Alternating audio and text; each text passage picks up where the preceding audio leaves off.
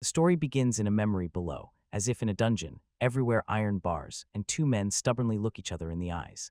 The man in the apron extends his hand, fully focused. He tells the other that they are doing this and it will be the finale. The swordsman only smiles, also quite battered himself. He admits that he is also on the edge, but does not retreat and invites the man in the apron to one last cheerful dance. The boy in the apron feels his magic barely holding, but he knows, stopping now is impossible. He sharply cut off the swordsman, directly said that he is not at all interested in dancing with other boys. The swordsman lunged forward with the blade, laughing, called the man in the apron heartless for refusing to dance, and then screamed in his face, "Just die." The boy in the apron does not tolerate this. From his palm grows a blade of pure light, and he shouted back that the swordsman is the one who has a problem with character. They both shout at the top of their lungs. The swordsman jumps into the air to strike from above, and the boy in the apron rushes forward to meet him head-on. Rushing inside, the boy in the apron thinks about the people waiting for him. Images of two smiling girls appear in his mind, and he swears to himself that he will not lose this fight. At the last moment, they both roar in each other's faces, putting into this final clash everything they still have left. The scene suddenly changes. Instead of a fantasy battle, a cold night on a modern street. On the road lies face down a man in a business suit, completely motionless, and in the last moments of life he thinks about how senseless this world is. Lying on the asphalt, the office worker feels a bitter truth. No matter how much you work, sometimes all efforts remain unrewarded. People on the street panic. An older man runs up and asks if he is okay, while somewhere behind someone calls for help, and as his consciousness begins to fade, the dying man utters his last wish. If given another chance, he wants a life where his efforts will finally be duly rewarded. We move to another scene. Before us is a peaceful rural area with a huge estate, and off-screen it is said, his wish definitely came true, but perhaps not as he expected. In the house, a small baby tugs at a woman's dress, looks up and asks his mother if he can eat lango. Beautiful woman with short hair looks at him, calls him Haru and asks if he means the fruit lango. Haru sits at the table and happily says he wants to eat it, and it turns out this baby is the same office worker from earlier days. He explains that 4 years have passed since he was reborn into this new world, suddenly recalling how he first arrived here. He woke up immediately after death and suddenly found himself a newborn in a completely unfamiliar world, where life was simple for a while, drinking milk, sleeping, and repeatedly going through an endless cycle when his father carried him while he wet his diaper. We see a shot where he is still an infant sucking his mother's milk, and he admits it was a bit awkward, although he retained memories from his previous life. You can't go against basic baby instincts. Wait, like and subscribe. Haru stands outside in the fresh air and looks confident. He feels that recently his mind has finally calmed down, and now he is beginning to truly understand himself and how this new world works. He summons a holographic status window before him, and reading the data, he realizes that his full name in this life is Eberhard Karlheinz von Fahrenheit. Looking at his huge estate, he thinks he was born into a noble family. Suddenly he realizes, by right of birth he is already a lucky man in life, but what finally convinces him that he is in another world is the magic power indicator on his screen, and he finally becomes sure that magic here is real. He recalls the first moment he noticed magic, and since then he has spent all his free time trying to control it, straining his mind so that at least a coffee cup would slightly shake on the table. Glancing at the status again, he breaks out in a cold sweat. Due to constant secret training, his magic numbers have skyrocketed to a dangerous level that he usually hides. He points his finger at one specific, unique skill in the list, and feels that this might be the most powerful cheat ability he has. He thought Reincarnation usually brings cheats, but this one is special. Reading the description, continuity gives power. He sees that it guarantees efforts are always rewarded and all growth limitations are removed. This time he really wants his hard work to pay off. An F. An aura of determination blazes around him. He seems to be shouting at the very concept of effort, declaring that this time it will not fail him. Now that he knows the rules, he is ready to move forward. He instantly runs to the maid in the library with a heavy book in his hands and asks Alyssa to read it to him. Alyssa smiles kindly, says it is a magic book, and suggests starting with the very basics. Haru immerses himself in a book about the mythology of this world. It says that the great god gave humanity 5 wonders: intelligence, language, skillful hands, fire, and finally the text revealed. The 5th miracle given to them was magic itself. The book breaks down the system and explains, besides magic without elements, everything is divided into 4 main categories: fire, water, wind, and earth. There is an unbreakable rule here. Every person in this world has one of the 4 elements, and there should be no exceptions. Alyssa picks up the conversation and excitedly explains that ordinary people find out their element during the ceremony of the 7 crowns, which takes place on their 7th birthday. But since Haru is a noble, everything is a bit different. She explains that in his case, the priest usually comes directly to the estate to officially inspect and evaluate everything. She begins to talk about her magic, says that she has the fire element, but suddenly stops mid-sentence. Haru froze, and a genuine look of panic appeared on his face. Alisa immediately asks what is wrong. Haru grabs his head, completely panicked, and mumbles that this must be some kind of lie. He froze in front of the status screen, comparing it with what he just learned. The book clearly stated that everyone must have one of the 4 attributes, but in the line of his magical attribute nothing, just an empty dash. Reality hits him. He realizes that although he has insane magical powers, he might not have any talent for elemental magic at all. Cold drops of sweat pour over Haru as he tries to understand what the empty status screen means, and he comes to the conclusion: if he really has no element, then he is effectively limited to magic without attributes that impact spell and any unique magic he might come across. Alisa noticed that he was drifting away in thought, gently called his name to check if he was okay, and suddenly, Haru snapped out of his whirlpool, shouted her name, and stammered a reply. He shakes off the panic and becomes serious. He looks at Alisa and firmly says that he wants to learn everything he can. And so the hard work begins. From then on, Haru immerses himself completely in studying, sitting at the table surrounded by piles of books and taking notes like a madman. Since Alisa turned out not to be quite an expert in magic theory, Haru went to his mother for help. She was delighted that her son was interested, gladly agreed to teach him, and later they went out into the garden where mother demonstrated magic by creating large stone structures, and Haru, watching, realized that learning about his complete lack of talent for elemental magic was a terrible blow to him. But he pulled himself together, no use crying, decided that the only way to catch up with others was simply to work hard, and just as he made this decision, someone knocked on the door. Alisa calls from the corridor and asks if he is there. Haru turns away from the table and says to her, "Come in." Alisa enters the room and with a smile tells him that lunch is ready. But she adds one more thing. It seems both the master and the mistress are asking him to come downstairs. Haru froze in the corridor and looked a bit nervous. He wondered if his parents had found out about the prank he played in the yard. Alisa overheard him and immediately panicked, asking, "What do you mean by the prank in the yard?" But Haru just smiled slyly and confirmed nothing. He only smiled, waved it off, and told her it was nothing, he was just hungry. But here the story suddenly jumps forward. Haru is now 10 years old. His growth is not only physical. Haru looked at the status screen and could not believe his eyes. His stats had skyrocketed, especially magical power simply unreal. It was now almost 9 times higher than his father's. He feels that although he hid his enormous powers by controlling magic, he suspects his parents somehow understood it anyway. Later his father, a bit older and with a beard, sits down with him and says he wants to introduce him to someone, and when Haru asks if it is for him, the father only confirms. Dad starts with a few words, reminding Haru that their family are border counts, honorable nobles responsible for protecting the Northern Empire, and Haru just nods because he already knows this. Then Dad drops the most important thing. The person Haru will meet may become his fiancé, and seeing his reaction, the father adds that this was probably expected. Haru simply froze at the very word, fiancé. Father continues, explaining that the potential partner is from the Duke's family, and their lineage also has direct blood ties with the Imperial family. He delves into details. The girl is the eldest daughter of the younger brother of the previous emperor and is the same age as Haru, so they have already officially started arranging the engagement, and Haru just stares at the ceiling, stunned by how honorable and high-ranking this union is. Haru is completely out of himself, muttering that the scale of this whole engagement story is just too big for him to comprehend. Dad winks and asks him to calm down, assuring Haru that the Duke himself is actually a gentle person, and most importantly he heard that his daughter is very sweet, so Haru will probably like her. But such words have no effect at all. Haru laughs nervously, and the teacup clatters loudly in his hand. Dad notices the trembling and asks if he is really that tense about it. Haru sharply cuts him off, of course, starts sweating and embarrassed, admits that he has never had a girlfriend in his life, so this is completely unknown territory for him.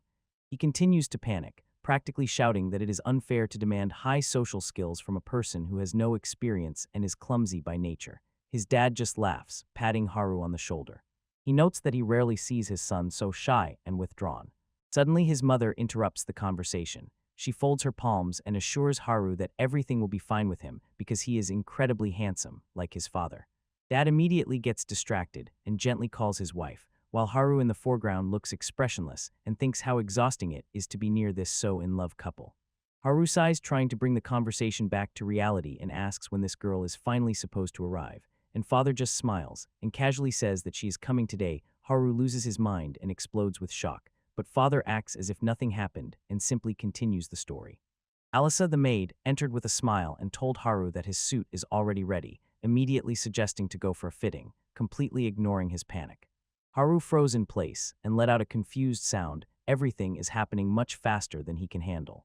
Mother does not help either. She just smiles and says she is looking forward to how all this will end, completely ignoring his despair.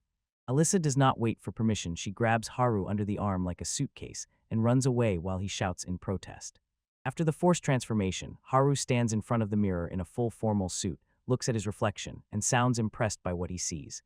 He examines himself, thinking that since his parents are such handsome men, he should turn out pretty good too, but now, looking in the mirror, he must admit he really is handsome. The moment of self-admiration was interrupted when Alyssa looked at her pocket watch and told him it was time to go. Haru came to his senses, agreed, and was ready to leave. Meanwhile, Haru stands by the main entrance of the mansion, next to his father and Alyssa, waiting for their guests to arrive. Dad peeks out the door and says that the guests have finally arrived. A luxurious carriage is approaching the estate, and he seriously warns Haru. In front of them is a high-ranking duke, so don't be rude and don't ruin everything. When the carriage arrives, Haru's dad warns him once again, be attentive. Haru is not worried at all. He thinks he has already memorized all the etiquette details and is fully prepared. The carriage door swings open, and the first to step out is a man with a mustache and sharp facial features, the duke. Immediately after him, a young girl steps out of the carriage. She instantly politely greets everyone waiting. Haru immediately scrutinizes her and notices that her skin is pale, like a biscuit porcelain doll, and her dress is extremely elegant. He continues to look at her. Her golden hair shines in the sun, and on her feet are cute leather shoes. Finally, his gaze gets stuck on her eyes. He says they are like transparent blue glass. The analysis breaks off at that moment. Haru is covered with a wild blush. His heart jumps with the realization that he is looking at a real princess. While he is drowning in his feelings, the adults are busy with business. His father politely greets the duke, who says he hasn't had the chance to visit for a long time. They exchange pleasantries. Haru's dad warmly welcomes him, and the duke warmly notes that the northern general looks as healthy and strong as ever. The duke cast a glance downward, slipped past the adults, and asked if the boy standing there is ever harsh. The duke looks directly at the boy and says that he has actually heard about him before this catches Haru by surprise, and he quietly exhales in astonishment. Continuing the conversation, the duke told Haru's father that there were rumors. The boy was remarkably talented for his young age. Haru's father modestly waved it off and replied that such words were too kind for them. Haru decided it was time to show what he had learned. He placed his hand on his chest and bowed deeply, said he was glad to meet the duke, gave his full name Everhard Karlheinz von Fahrenheit, and politely asked for advice, though he lacked experience. The duke is clearly genuinely enchanted. He smiles and says he is glad to meet such a young man with a promising future ahead. Haru accepts the compliment and sincerely says, "Thank you." Suddenly, the duke changed his tone and called his daughter, asking Lily to come to them. In response, a polite voice immediately sounded. The girl steps forward and performs a flawless bow, introducing herself as Lily Henrietta von Arlesfeld Bernstein. The duke solemnly introduces her as the eldest daughter of the ducal house of Bernstein and asks to be remembered, and Haru's father responds just as politely, thanking for the kindness and asking to watch over both him and his son. Now it's the children's turn, and Haru is sweating terribly, nervously asking Lily to treat him well. Lily quietly giggles and grabs his hand for a handshake, but the mood instantly changes. The adults announce they have important adult matters, so the children must go play by themselves, ask the couple to get along, and start to leave, and Haru freezes, not believing this is really happening. He tries to call them, but it is already too late. A scream rages in Karia's head as his father and the duke leave, leaving him alone with the girl he just panickedly analyzed. The silence between the children did not last long. Lily smiled and broke the ice, saying it was time to go, while Haru wore a frozen smile on his face, though inside he was truly panicking. Where exactly does she think they are going if they have just met? Lily waves her finger in the air and says she prefers being outside, and that the garden here is so beautiful she wants to walk through it. Such a sudden change of mood caught Haru by surprise. When she leaves, Lily drops a bomb of truth. That overly polite manner was just the guest mode before her dad scolded her and forced her to memorize all those strict etiquette rules, so she was just playing a role. When he hears this, Haru instantly relaxes, looks at her with sympathy, and realizes he is not alone. All noble children are forced to learn those boring manners, even if they do not want to. Lily turns to him with sparks in her eyes and says she expected the Frontier Count's family to be scary and strict, so she was surprised that the son is actually so nice. Haru starts sweating, shocked that she called him nice. They decide to drop formalities in their address. Lily asks if she should call him Eberhard, but he suggests just Haru, then asks if he can call her Lily, to which she gladly agrees. Now that they are on a first-name basis, Haru feels a bit freer, smiles, and suggests going to the garden. Lily does not waste a second with a joyful exclamation. She grabs his hand and pulls him along, ready to explore. The two of them spend the rest of the time playing snacking on apples, examining the flower beds in the garden, and finally getting so exhausted that they just fall onto the grass and doze off. Haru completely loses his head, sweat running down his face from shock. Meanwhile, Lily happily turns around and walks away, and Haru's father just stands there with a proud smile. Lily leans out of the window of her carriage as it drives away, cheerfully waving and shouting the last goodbye. The reason for Haru's panic becomes clear after a heavy announcement. The father declares that the engagement is now official and tells Haru that this is good now, he won't have to look for a bride in the future. Haru sat silently in the chair and listened as his father, comfortably settled on the sofa, patted himself on the shoulder and boasted that there was something to be proud of, then told Haru that he should be much more grateful after all. He was the one who found such a lovely bride for his son. He is bursting with self-satisfaction. He accepts the thanks but says that it was actually his strength and charm that won the girl's heart and laughs loudly at his own joke. Haru begins to wonder who his father really is, the captain of one of the 3 great knightly orders of the Empire and an S-rank warrior, one of only 8 in the entire Empire. And he is also an officially recognized hero who once truly defeated Imagine.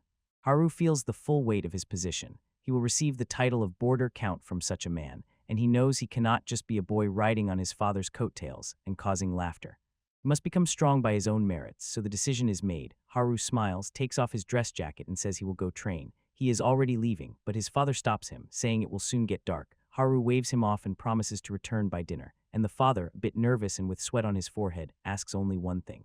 To improve, that's good, but don't overdo it, and don't destroy the garden again. Dad awkwardly tells him just be careful. Haru leaves but cannot get rid of the thought, why did Dad answer so vaguely and evasively?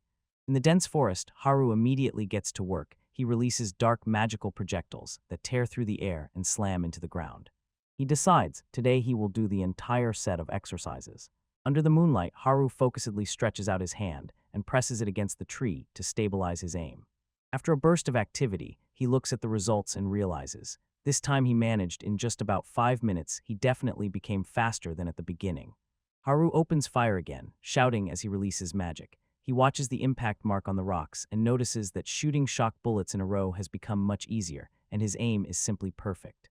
He thinks about his unique magic, literally called impact, and understands. This is not something that suddenly awakened in him. He picked up this skill when his mother taught him ordinary magic and later mastered it himself. The mechanics here are quite simple. The impact skill allows him to release a physical and magical shockwave from his body, but the most interesting thing is he can precisely control its power and the moment he desires. Haru is amazed at how easily magic now falls into place, but he remembers that at first it was real hell. It was enough to lose focus for a moment, and the energy would malfunction and explode right in his face. Over a year of exhausting training with his mother, who watched every move, only then taught him basic mana control and gave him a sense of magic. Since then, he climbs the mountain behind the house every time, relentlessly training to sharpen accuracy and multiply his destructive power. Haru clenches his fist and thinks about how addictive it is. To feel skills grow directly proportional to your efforts, the best feeling in the world, but the routine starts to bore him. He admits that he is bored. Before this, he was strictly forbidden to leave the estate boundaries, but now, since he turned 10, this must change. Looking at the sky, he decides to expand his world and see what is out there beyond. In the next scene, Haru stands against his father. The latter admits that he knows what kind of training he has been doing, acknowledges Haru is strong for a 10-year-old, but clearly says that he is not yet ready to lose to a child. Haru smiles slyly and teases him, telling his dad that he is no longer so young, so he should try not to get hurt. Dad waved it off and laughed, saying that Haru is talkative and reminding him that he is still only 33, and Haru, with a naive look, replies that Dad is only 10. Jokes instantly stop, the father's eyes narrow, and he tells Haru to take him seriously. Haru does not hesitate, shouts and rushes into attack. The duel begins instantly. Dad leaps into the air and with momentum brings down a wooden sword with stunning force, and Haru tenses, preparing to take the blow. Haru barely manages to intercept the strike, groaning from the effort, releases a burst of magic to repel the heavy pressure. Dad puts all his weight into the attack, testing the boy's defense. Despite all the tension, Dad surprisingly enjoys the fight. With a proud smile, he praises Haru and says it was good technique, but Haru does not celebrate. Disappointed, he realizes that despite his efforts, he did not leave a single scratch on the man, and understands that with just strikes, magic, or ordinary hand-to-hand combat he cannot win. Something else is needed. So he crouches low, thoughts racing in his head because he cannot just keep dodging forever, so the only chance is a clean hit from close range. And to change tactics, he touches the ground with his hand and shouts that he will try something new. Dad immediately feels the ground tremble, shouts naming Haru's move, and realizing that his son wants to shake the earth to knock him off his feet, praises the idea but confidently counters that it will not work if he just moves faster than the tremors. He holds the move, convinced he has read the attack and will get ahead of it, but suddenly his eyes widen, he freezes, feeling that something is wrong. Haru smiled slyly, he caught him. The earth tremor turned out to be just a trap, and while Dad was distracted trying to keep his footing, Haru launched a real attack with both hands, catching his father completely by surprise. The smoke has not yet cleared, and Haru is already celebrating, shouting that this is his victory, and he is sure he hit. It turned out that all this was part of a calculated risk. Haru knew that his power from afar would not hurt his father, so he deliberately lured him closer. The plan was simple. Lure, then release a powerful magical strike at point-blank range, but when the dust settled, Dad was just standing and casually wiping his shirt, even noting with admiration that the earth tremor was just a bluff before the real strike, and Haru was in panic. He hit at close range, and Dad had not a single scratch. Dad, with a confident smile, tells Haru that he still cannot allow himself to lose to his son, but honestly admits, if it were someone else, that point-blank shot would have been fatal.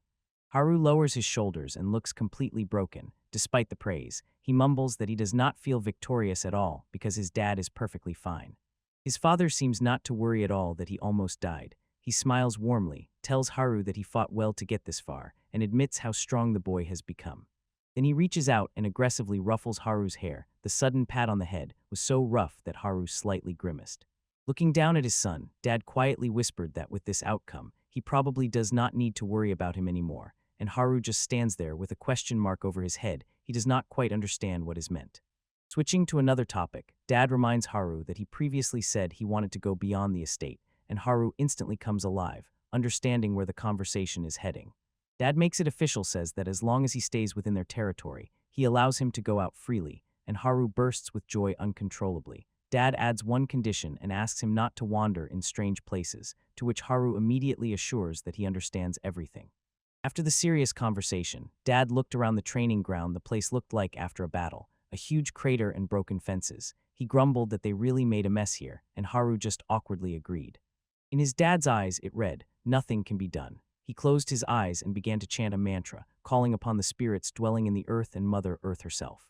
Stretching out his hand, he continues the incantation, pouring his magic into it as fuel to make the earth and stones return to their original state. Haru peers closely and instantly recognizes it as high-level magic terrain manipulation. In a moment, the magic takes over. The crater closes, the fences mend themselves, the ground levels as if the battle never happened, and Haru is stunned, seeing for the first time how his father uses elemental magic, whispering what an incredible thing it is, and his father just modestly nods, saying that the true master of earth magic is Mom Durga, and her power is on a completely different level, which makes Haru recall his parents' reputation. Mom Durga is known as the Saint of Fresh Green, a top-tier rank sorcerer who holds the family together. And Dad, all in a heroic pose, with a cloak fluttering in the wind, Haru notices that he has his own rather scary nickname, the Reward Demons. After that display of power, Haru thoughtfully recalls his parents' youth. It turned out they performed together as Demon of War and Saint of Fresh Green, and back then people really talked about them. Haru looks at his hand, clenches his fist, and clearly understands. Although technically he surpasses them in pure magical power, in real combat he wouldn't be able to win now, and he admits to himself he still has a long way to go. Later it was time for Haru to leave. By the door, his mom is in full panic, bombarding him with questions whether he forgot anything, if he took his wallet, and even if he has enough magic.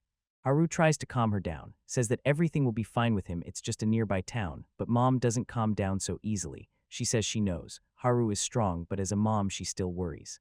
Dad intervenes to smooth the situation, puts his hand on his shoulder, and tells her that Eberhard is constantly growing up, insisting that even small troubles are necessary experience for him. Mom, hearing this, finally softens a bit. She lowers her eyes and quietly agrees, accepting that it's time to let him go. Before Haru sets off, Dad gives one last piece of advice. Reminds him that these people are the first from the outside world he will have to deal with, so this trip should be considered preparation for the future. The lectures ended. Haru waved goodbye and left, shouting that he was already setting off. His father waved back and wished him a good trip. But his mother cannot resist one last look. She cups her hands and shouts through the door for him to be careful. Already walking into the distance, Haru shouted loudly that he hears her. Haru steps onto the main street and exhales a long breath of pure admiration as the panorama of the city opens before him. He is completely shocked. He cannot get enough of this wonder. Seeing a carriage pulled by a creature like a dragon instead of a horse, he realizes that this is truly another world. Walking through the market, you feel it buzzing with living energy. The butcher shouts that fresh meat has arrived today, the baker announces hot fresh bread, and another merchant tries to sell spices from distant lands. Haru stops at one stall where the merchant shows him an exquisite bottle, boasting that it is a product from the elven forest and supposedly a real prize, and Haru is genuinely impressed by the item. A little further down the road, the seller at the food stall calls Haru, asking if the boy wants a shashlik on a stick. The voice touches him, and Haru freezes. The smell of the grill hit his nose. The meat was sizzling on the fire and smelled incredibly delicious. Without hesitation, Haru handed over a few coins and asked for two, and the seller took the money and thanked him for the purchase. Haru walks away, chewing the shashlik from the skewer, and his eyes shine. He realizes that it is incredibly tasty. While he was eating, he heard the clanging of metal on metal. He looked at the building and understood this is probably the district where the blacksmiths live. In the workshop, two blacksmiths are tirelessly forging hot metal on the anvil in perfect rhythm. Haru intently looks at the workshop, completely captivated by its appearance, and thinks how cool it is. Suddenly, a gloved hand touches his shoulder. Haru turns around, a little surprised, immediately apologizes, and asks if he was in the way. It turns out to be a young girl with a big ribbon in her hair. She smiles and asks if he is interested in blacksmithing. Haru admits, yes, a little, but before he can finish his thought, the situation suddenly changes. Suddenly, the girl grabs his hand and rushes forward, calling him here, and Haru is completely unprepared and gasps as he is pulled along. She pulls him right through the threshold of the building. Haru manages to politely note that he is barging in as they rush inside. Inside, a giant blacksmith lowers a hammer onto the glowing metal. Haru watches the sparks fly and thinks that this incredible power is simply amazing. The girl called the man Dad and asked hopefully if they could stay and watch him work. The blacksmith wipes sweat from his face, notices Haru, and asks if he is his friend. He tells them it's okay, but warns them to step back and watch from a safe distance. The girl cheerfully salutes and thanks him with admiration. Haru surveys the noisy room, taking everything in. All this bustle seems exactly like a gnome workshop to him. Sparks fly as the hammer strikes the glowing metal. The girl says how beautiful it is, and for a moment Haru is confused. She looks closely at the work and admits that she also wants to be able to forge like that.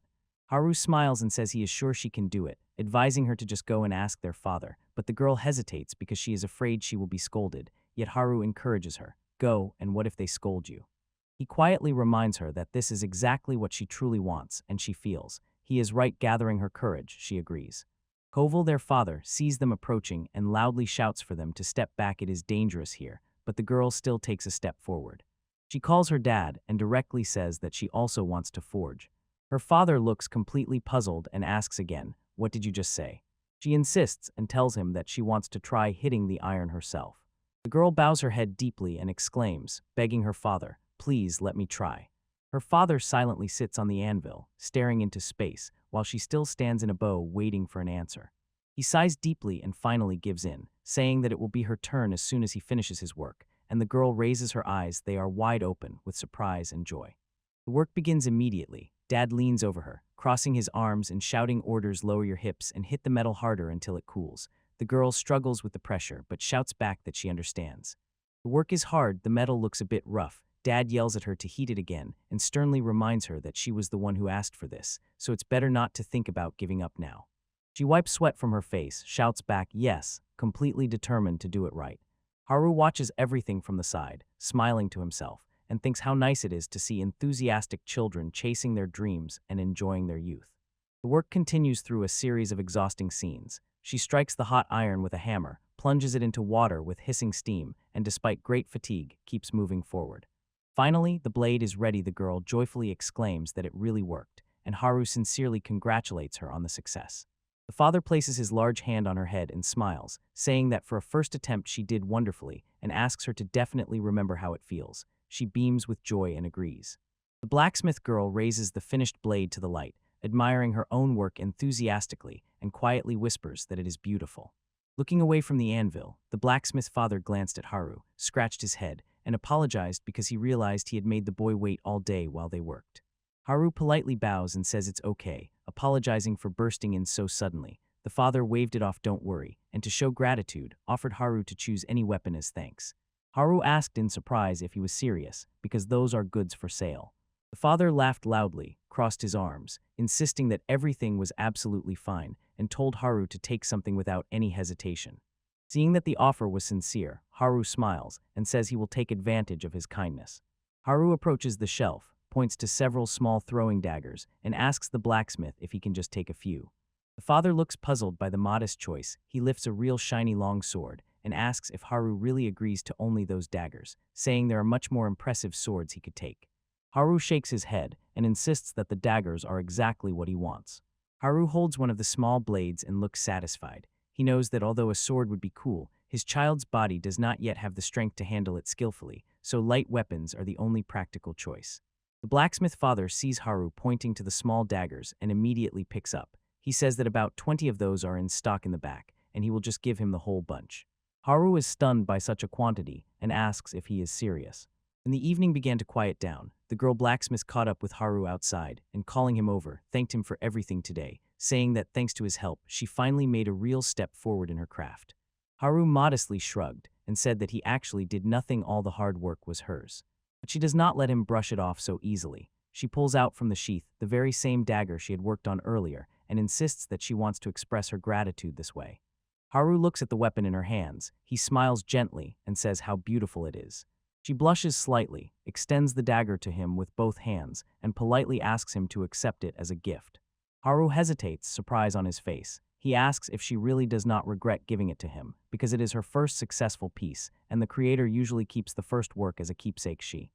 Her hands tremble slightly as she grips the sheath. She explains that this blade simply would not exist if Haru had not been nearby today, since it was he who pushed her to create it, and therefore she feels it belongs to him. Hearing this, Haru's face softened. He smiled warmly and said that if she feels that way, he will gladly accept it.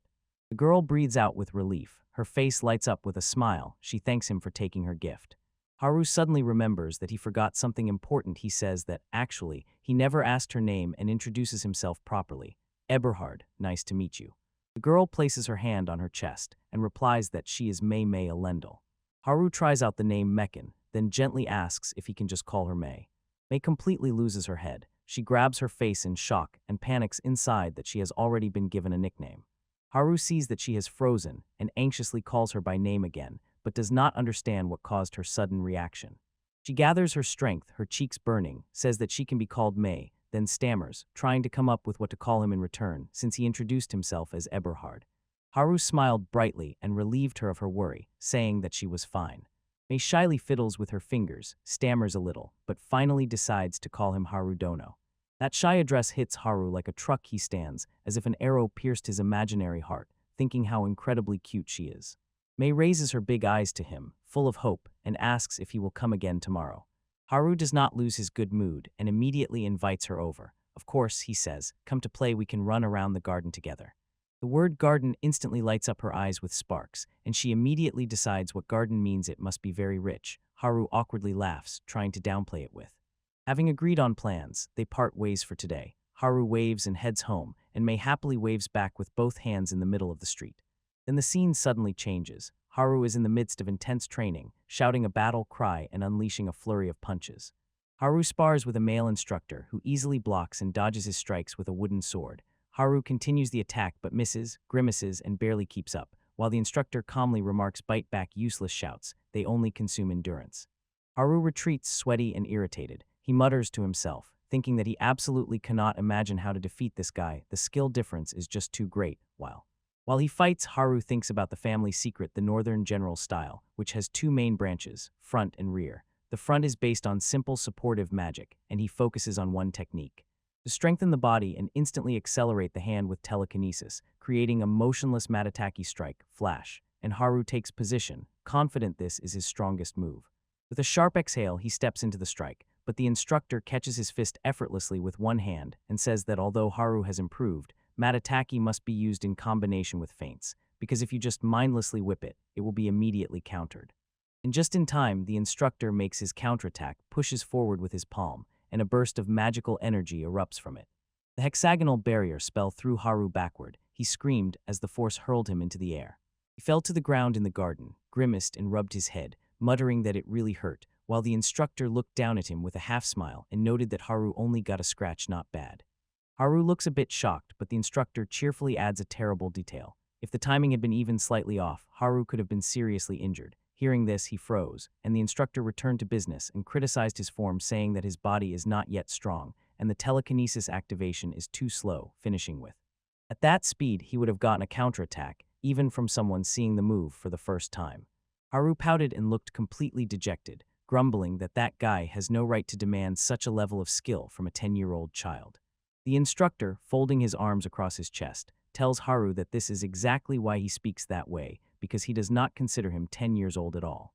Turns out this instructor is his father, who is trying to encourage his son. He places a hand on his head and admits that although there is currently a gap in their skills, Haru is definitely stronger than he was at the same age, and the instructor himself, folding his arms across his chest, also admits that he was stronger at his age. He continues to stroke Haru's head and smiles, assuring him that as his father he will not be mistaken in this. He calls Haru a genius of persistent work. Haru blushes a little, touched by the praise, quietly agrees. This struck Haru right in the heart. He recalled his past life as an office worker and remembered how his parents then seemed to expect almost nothing from him. Receiving such recognition now, he feels a warm, tickling sensation spreading in his chest. After a sincere moment, Dad waved his hand and headed toward the mansion, telling Haru that it's time to return, wash off the sweat, and have lunch, urging him on. Haru responds joyfully as they enter the mansion.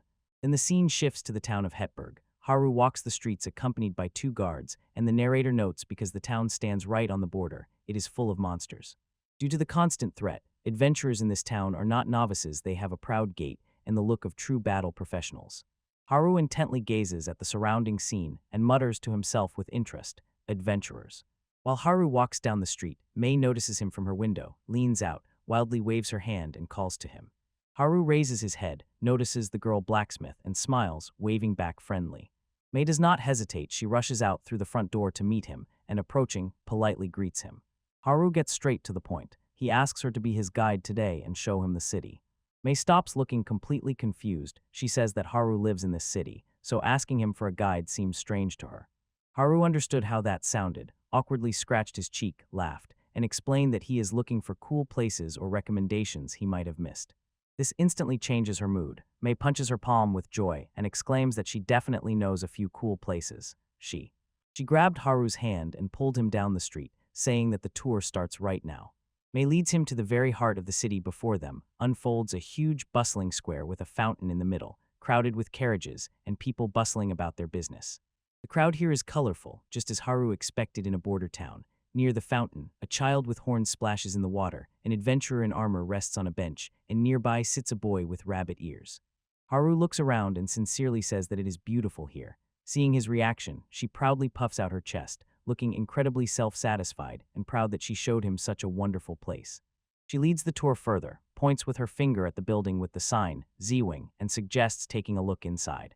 In the shop, Mei wandered among the shelves until her gaze fell on a shining crystal ornament in the shape of a snowflake lying in a basket.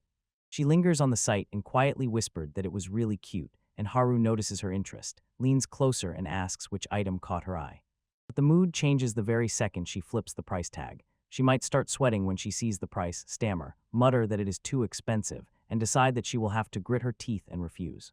They leave the shop and Mei notices that Haru is carrying the purchase. She asks what he bought, and he casually lifts the new bag, showing her his loot. Mei looks at the bag he chose and cheerfully says that it really suits him. Haru smiles and thanks her for the compliment. But then he catches her off guard, takes out a separately flat-wrapped package and hands it to her, saying that this one is actually for her, and Mei just stood and looked at him, completely confused. She unwraps the gift and freezes inside the gloves lies the same crystal snowflake she had to walk away from earlier. She looks up and blushes, and Haru, scratching his cheek a little shyly, simply says, "I bought it for you because you said it was cute." Haru leans over the counter and quietly whispers to the old shopkeeper, politely asking him to process the purchase discreetly so he can finally prepare the gift. Mei looks at him with wide-open eyes, as if asking if she can really accept something like this just because she showed him the city. Haru gently smiles and says that it is just a gift to thank her for being his guide. Her hesitation instantly disappears. Mei rushes at him, loudly exclaiming thank you, and hugs him tightly and with delight. Haru is completely flustered by the touch, stammering asks her to wait a second, holding her close with a flushed face. The mood suddenly changes. Haru stands in travel gear and cloak, tells himself it's time to move, gathers courage, and realizes ahead is his first battle, where real life is at stake. He sets off to the Chimera's plain, a vast expanse stretching in the very center of the Margrave's domain. This is no place for a careless stroll. The plain is famed as one of the most dangerous zones of the Empire. Fierce cold and a crowd of monsters at every step.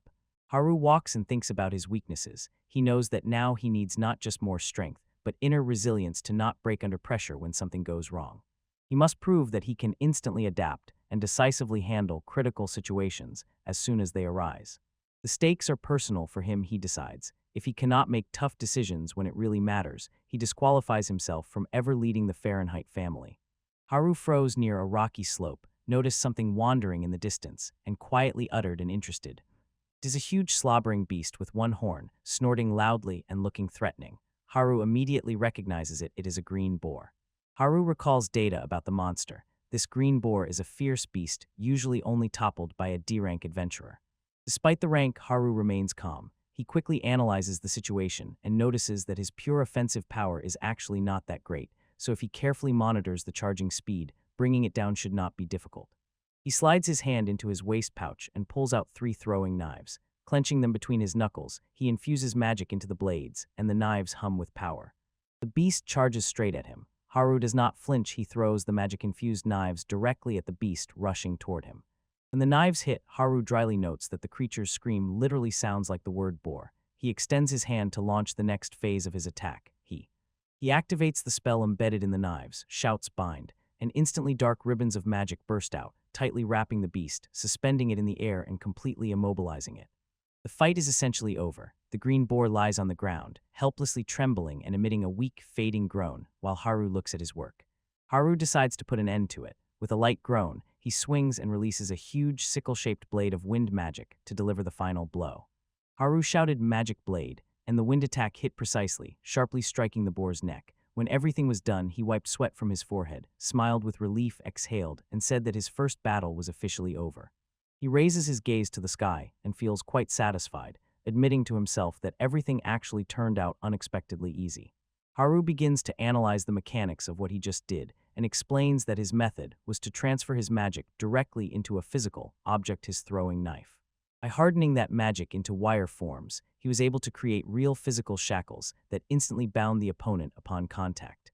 He specifically breaks down the combo, says that he took a non-attribute magical binding and attached it to the knife with another non-attribute spell called enchant. Haru looks closely at the blade in his hand, realizes that it is not some insanely powerful technique in terms of pure damage, but thinks that for such a fight it will be quite enough, and then reality makes itself known. Haru raises his gaze from the weapon. His expression changes. He stands next to the giant dead green boar. It is easily twice his size, and he thinks about how to carry this carcass home. Now a cart would be very useful. Since he has no cart, Haru does it the hard way, ties a rope around the beast, and begins to drag the huge carcass alone along the road, determined to deliver the prey home. May noticed Haru waiting for her, and smiling broadly, waved energetically and called him. They meet near the city fountain. Haru says, hello, and May politely thanks him for inviting her to hang out today. Haru noticed a paper package in May's hands, and with a smile asked what she was holding, and May happily extended it, and joyfully said that it was sweets from the land of dwarves. She extends it, smiling a little shyly, and explains that she brought it because she is going to visit him. Haru accepted the gift and thanked her, noticing a pleasant smell from the package. After a few warm words, Haru suggested setting off immediately, and they began to walk. They walk through the city streets side by side, heading to Haru's house. While they walk, May noticeably gets nervous and starts to sweat. She asks if it is still far, and Haru cheerfully replies that there is very little left. They walk along a massive brick wall, and behind it looms a huge mansion. May suddenly realizes where they are, nervously grabs Haru's hand, and with a trembling voice asks him. Haru calmly stands in front of huge iron gates, and May completely freezes looking at the entrance, trembling like a leaf, and stammering asks if this is really the house. Haru waved his hand toward the sprawling mansion and the guards behind it, as if simply inviting her to his home. May's brain completely shuts down. She just stares into space and emits some meaningless sound of confusion. Suddenly reality hits. She loses her head and starts shouting, asking if this is really a palace, and demanding to know if Haru is really a prince. Haru remains calm while she fusses around him. he drops his pseudonym and reveals his real name, Eberhard Karl-Heinz von Fahrenheit, but immediately emphasizes that he is definitely not a prince.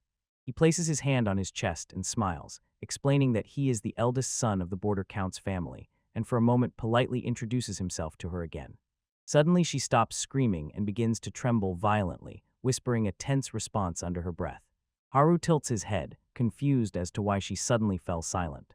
Suddenly, without warning, Mei falls onto the sidewalk and slaps her head on the ground in a perfect, frightened bow, stammering, delivering a formal confession. Haru panics completely at her sudden submission and, shocked by her reaction, shouts to her, "Wait a minute."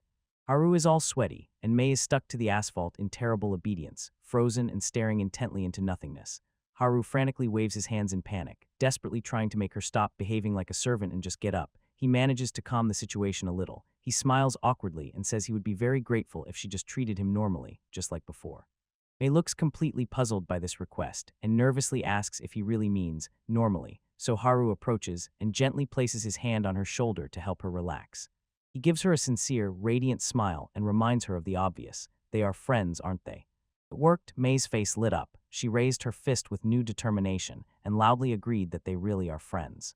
Seeing that she cheered up, Haru smiles warmly and casually throws out a successful compliment, saying that when she smiles, she is definitely much cuter. The compliment hit her like a truck. Mei was completely flustered, let out a surprised squeak, and her face flushed a bright blush. She shyly looks away, her cheeks burning, quietly whispering a weak no, completely unable to handle his accidental charm. Haru, completely ignoring the mood he just created, suddenly changes his tone. He claps his palm on the box he is holding and says that there is actually a specific reason why he called her here today, and Mei tilts her head, asking what that reason is. Getting to the point, Haru looks her straight in the eyes and says that he wants her to make one thing for him right now. Mei repeats the words, wondering what exactly he means.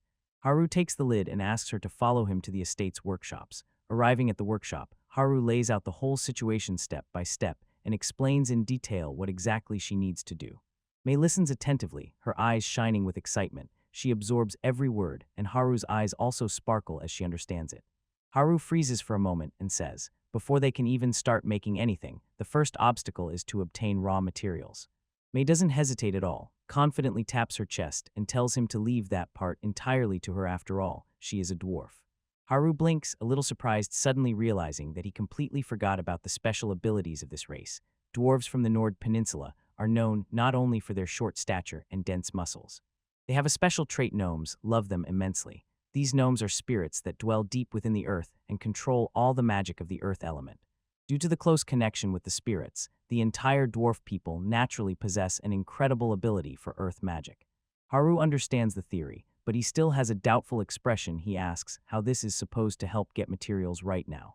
Mei shows him how it works. She simply stretches her hands into the air and loudly asks Lord Noam to give her some iron. Haru starts laughing, thinking that such a simple spell can't work, but the earth right in front of them suddenly splits open with a loud crack. Haru completely loses his head and shouts at the top of his lungs, while Mei just stands with a pleasant smile as black particles begin to rise from beneath the ground. The particles swirl in the air and clump into a dense mass. Haru looks at it and clearly understands what she pulled from the earth iron sand. Haru trembles with shock. He demands to know what she just did. Mei looks at him, truly puzzled by his dramatic reaction. She innocently tilts her head and says that probably every gnome can do that. Haru stands covered in sweat, thoughts racing in his head. He understands that what he just saw is not an ordinary trick, but almost certainly wind magic. Mei, with closed eyes, calmly controls floating particles. Haru tries to grasp the consequences and realizes she never learned this from anyone. It is pure instinct and feeling. She was born with it, and simply, as if it were nothing, created the magic of the earth element. Haru is sweating profusely, and completely confused. The situation is so crazy that his brain shorts out, and he loses all words, left only with the thought of how insane the potential of this girl is. Meanwhile, Mei is having a great time, and cheerfully asks Mr. Gnome to please make a round iron ball for her. Above them in the air, a huge, perfect ring of black iron sand has formed, ominously hanging, while Mei presents it with a smile.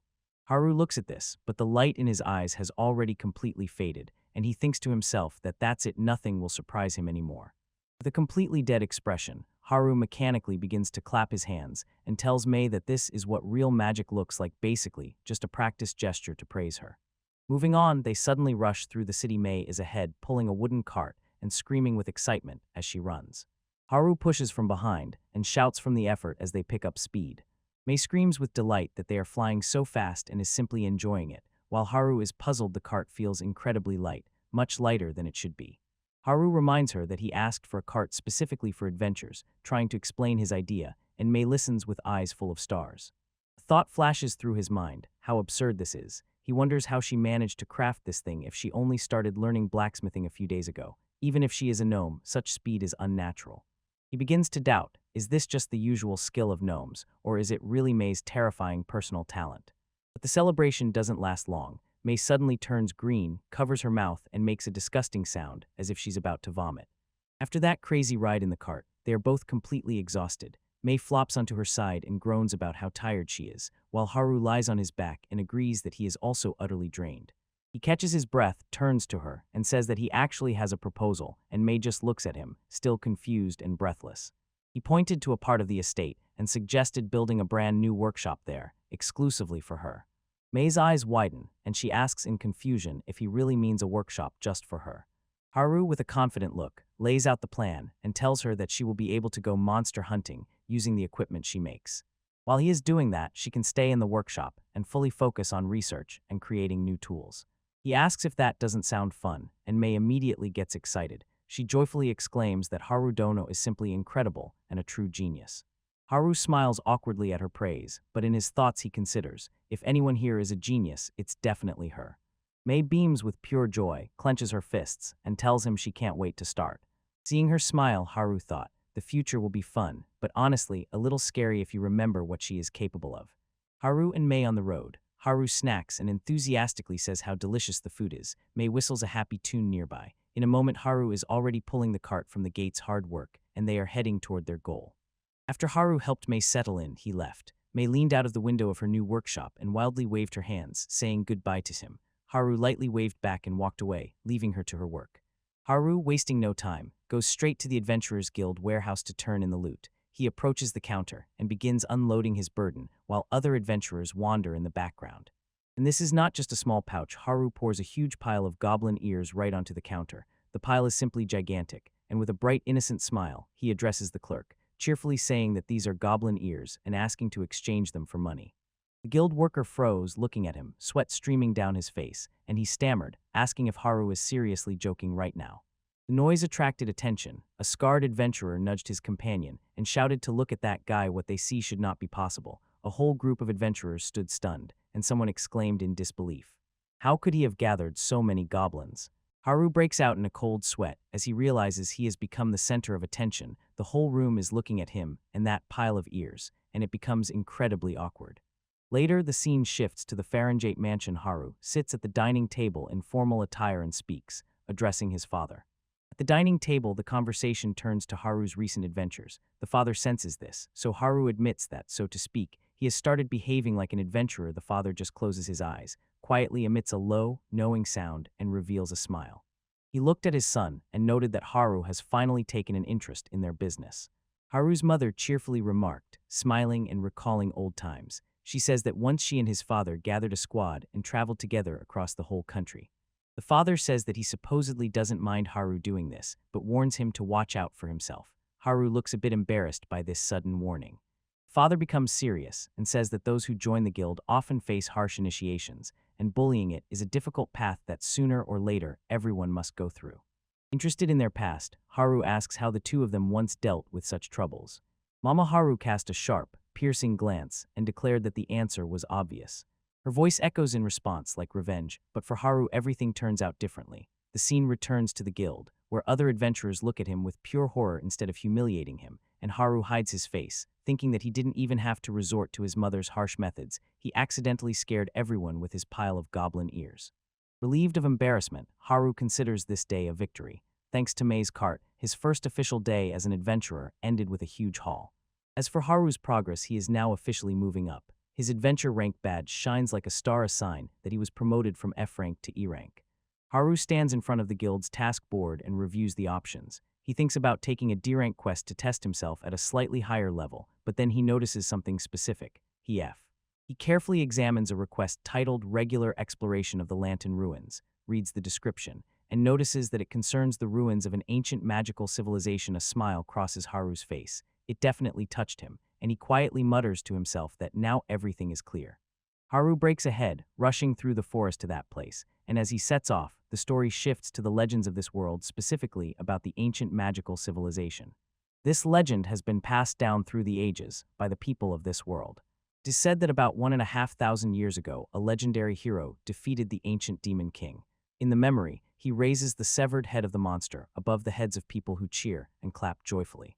And humanity finally freed itself from that threat. It founded its first state, the Highland Empire.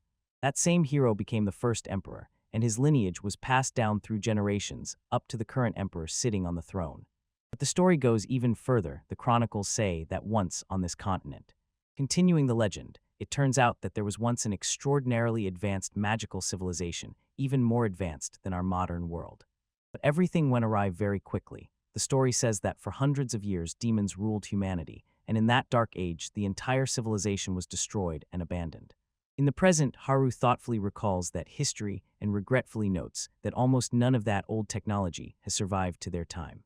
Despite the tragic history, Haru is quite excited. He rushes through the forest, thinking he is already approaching ruins over 2,000 years old, and admits that he is a little nervous about the upcoming adventure. Suddenly, he notices a structure emerging from among the trees and wonders. Is this the place he was heading to? Haru approaches the entrance to the Lantern Ruins, an ancient stone structure with massive columns, looking exactly like the ancient relic it is. The place is in complete disarray. Haru angrily says that it is terribly dirty here, and if this is an important landmark, it should be better protected. As he grumbles, he has to wave away huge cobwebs from his face.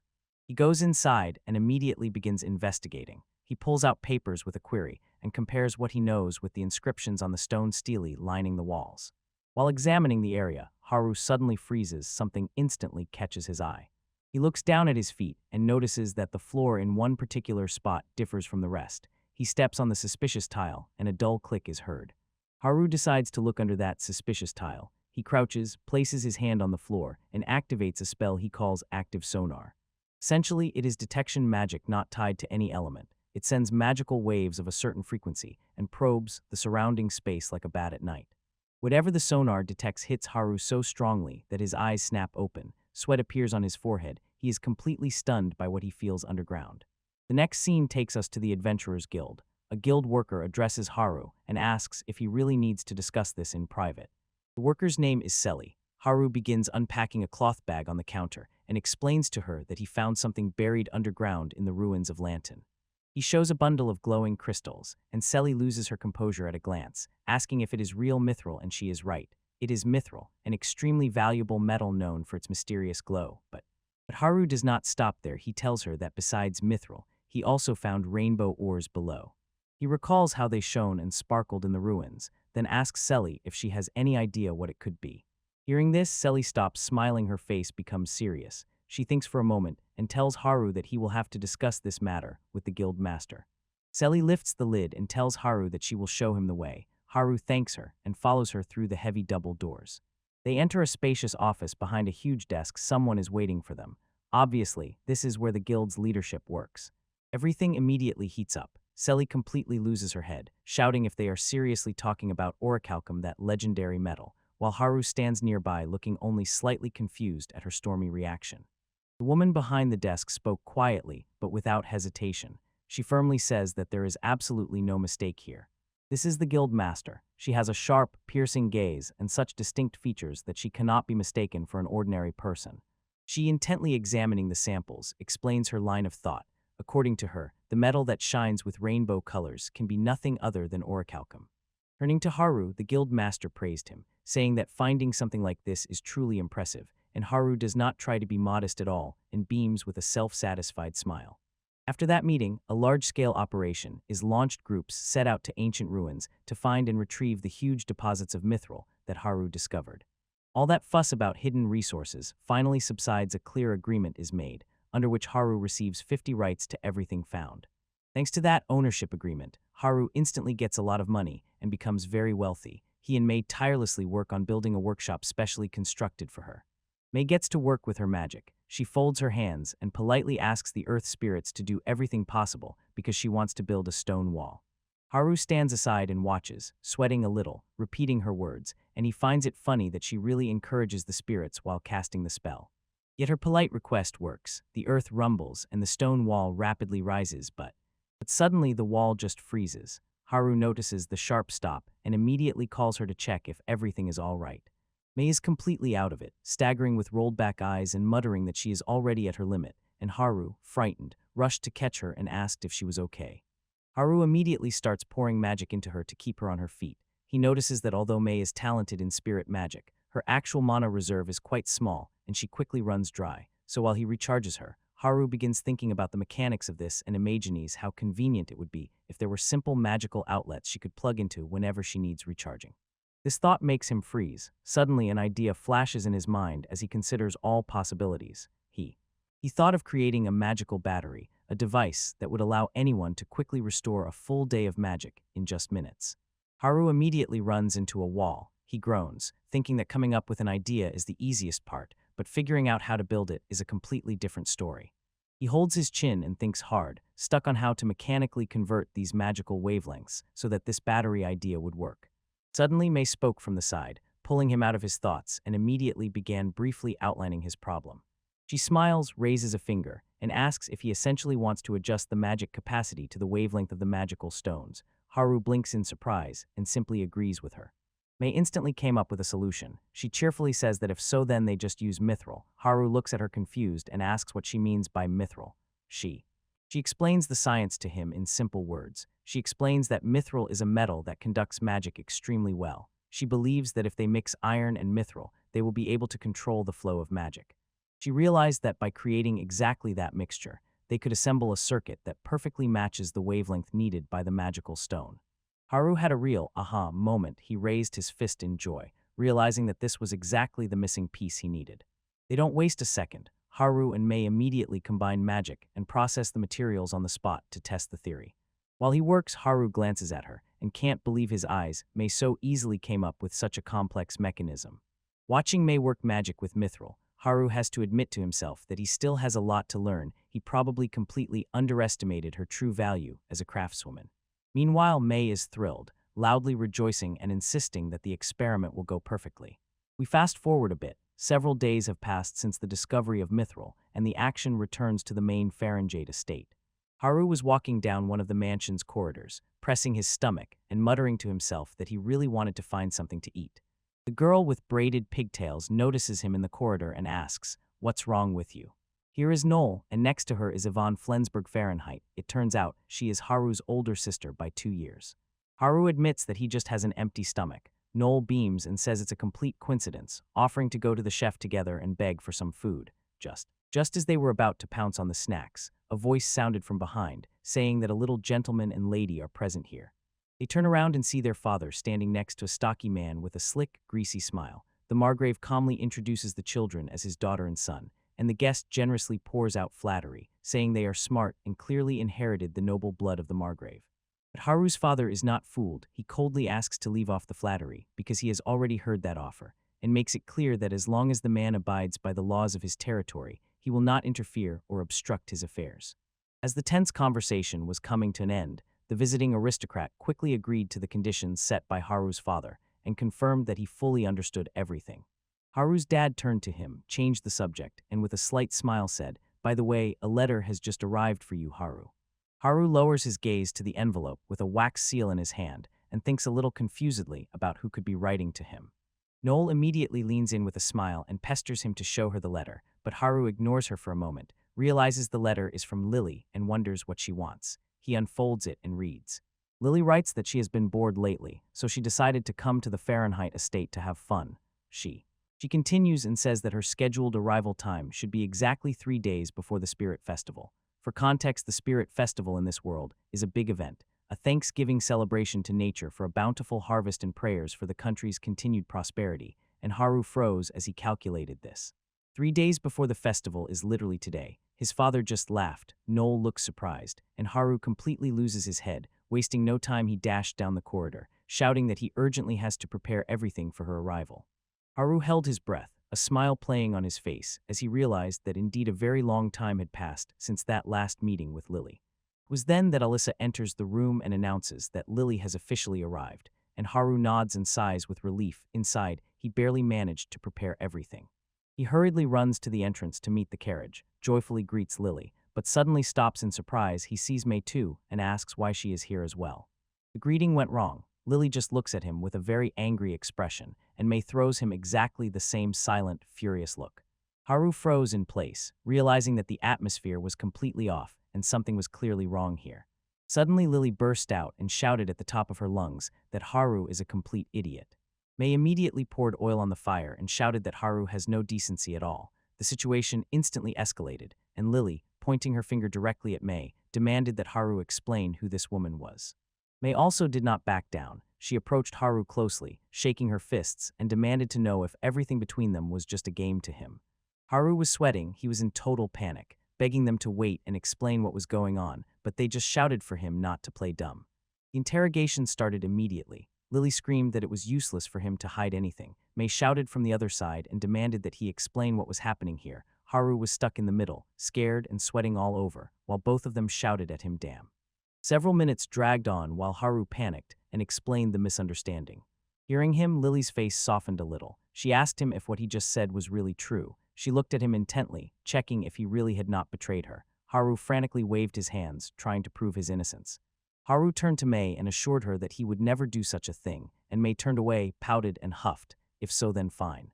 And immediately May's mood falls. She sadly lowers her eyes and says there's nothing to be done. He is a nobleman, so he must have a fiancée. Bowing her head, May quietly apologizes and says that's all for today, after which she slowly walks away. Haru and Lily silently watch her leave, looking completely broken. When the misunderstanding disappeared, Haru and Lily finally spent time together. They walked through the beautiful garden of the estate and admired the flowers. The rest of the day they wandered around the outskirts, climbed the mountain behind, walked through the town together, and simply enjoyed the date. At the end they return inside. Lily stretches out her hands, sighs deeply saying she is completely exhausted and wants to go to the bath, then returns with a mischievous smile and asks if he will come, and then as if by accident drops a big bomb. "Don't you want to take a bath with me?" Haru's brain is clearly on autopilot after a long day. He smiles peacefully and without thinking agrees, "All right, probably." But in a moment the words reach him and he screams in panic, realizing what he agreed to, while Lily looks at him emotionlessly and asks what his problem is and if he doesn't like the idea. Haru wildly waves his hands. His cheeks burning, he shouts that it doesn't mean at all that he doesn't like it, and stumbling over his words, tries to explain. "Sorry, I cannot assist with rewriting or translating sexual or nude scenes involving minors. I can instead rewrite the same fragment if you change the characters' ages to adults, or make the scene more innocent without nuditextual hints. Which do you prefer?" Conflict between the ethics of his past life and the harsh reality of this world broke him. He shouted that he no longer understands the laws of this empire and collapsed on the floor in complete confusion. Lily, standing puzzled, asks him what happened. Haru nervously laughs, sweats profusely, and insists that it's nothing at all. They are now in the bath, and Lily casually asks Haru to wash her back, and Haru is completely flustered, points at himself, and screams in surprise. Lily looks at him with innocent eyes and explains that in her estate washing one's back is just a usual thing. In Haru's mind, an image of the maids at the Duke's estate emerges, washing and pampering Lily during her bath. Lily tilts her head and asks if he likes the idea. Haru instantly becomes alert, bows politely, and says it is an honor for him to wash her back, but inside he seems to be fighting for his life. He closes his eyes and begins whispering a mantra to empty his mind and desperately prevent adult thoughts from taking over him. Later they finish and get out of the bath. Lily dries herself with a towel and Haru dries his hair in the background. The scene shifts to the bedroom. They are already in pajamas, sitting and drinking water after a hot bath. Lily yawns loudly, as if completely ready to fall asleep. Haru picks up the hint and says that since it is already late, he will take her to the guest room so she can sleep. Lily flopped face down onto Haru's badass soft thudin. She asks, "What nonsense are you talking about?" She tightly grips the sheets and tells him there will be no guest room. It is already decided. They will sleep together. Lily tries to be playful. She lifts the blanket with a seductive look and calls him as if a wife is greeting her husband. Haru immediately cuts her off, saying she should save that behavior for about 10 more years. Lily puffs up under the blanket and grumbles that he is boring. But she instantly changes her mood, yawns widely, and says, "Good night." Haru agrees and replies, "Good night," but immediately grabs his hand firmly so he stays in place. Later, Haru lies in the dark, unable to sleep, drenched in sweat. The mantra spins endlessly in his head. He desperately reminds himself that his partner is just a child to keep his adult mind in check. Morning comes and Alyssa enters the room. She politely greets Haru and tells Lily it is time to wake up. Haru sits up, rubs his eyes, and still groggy realizes that morning has already come, but Lily is still buried in the pillow and mumbles that she needs 5 more minutes.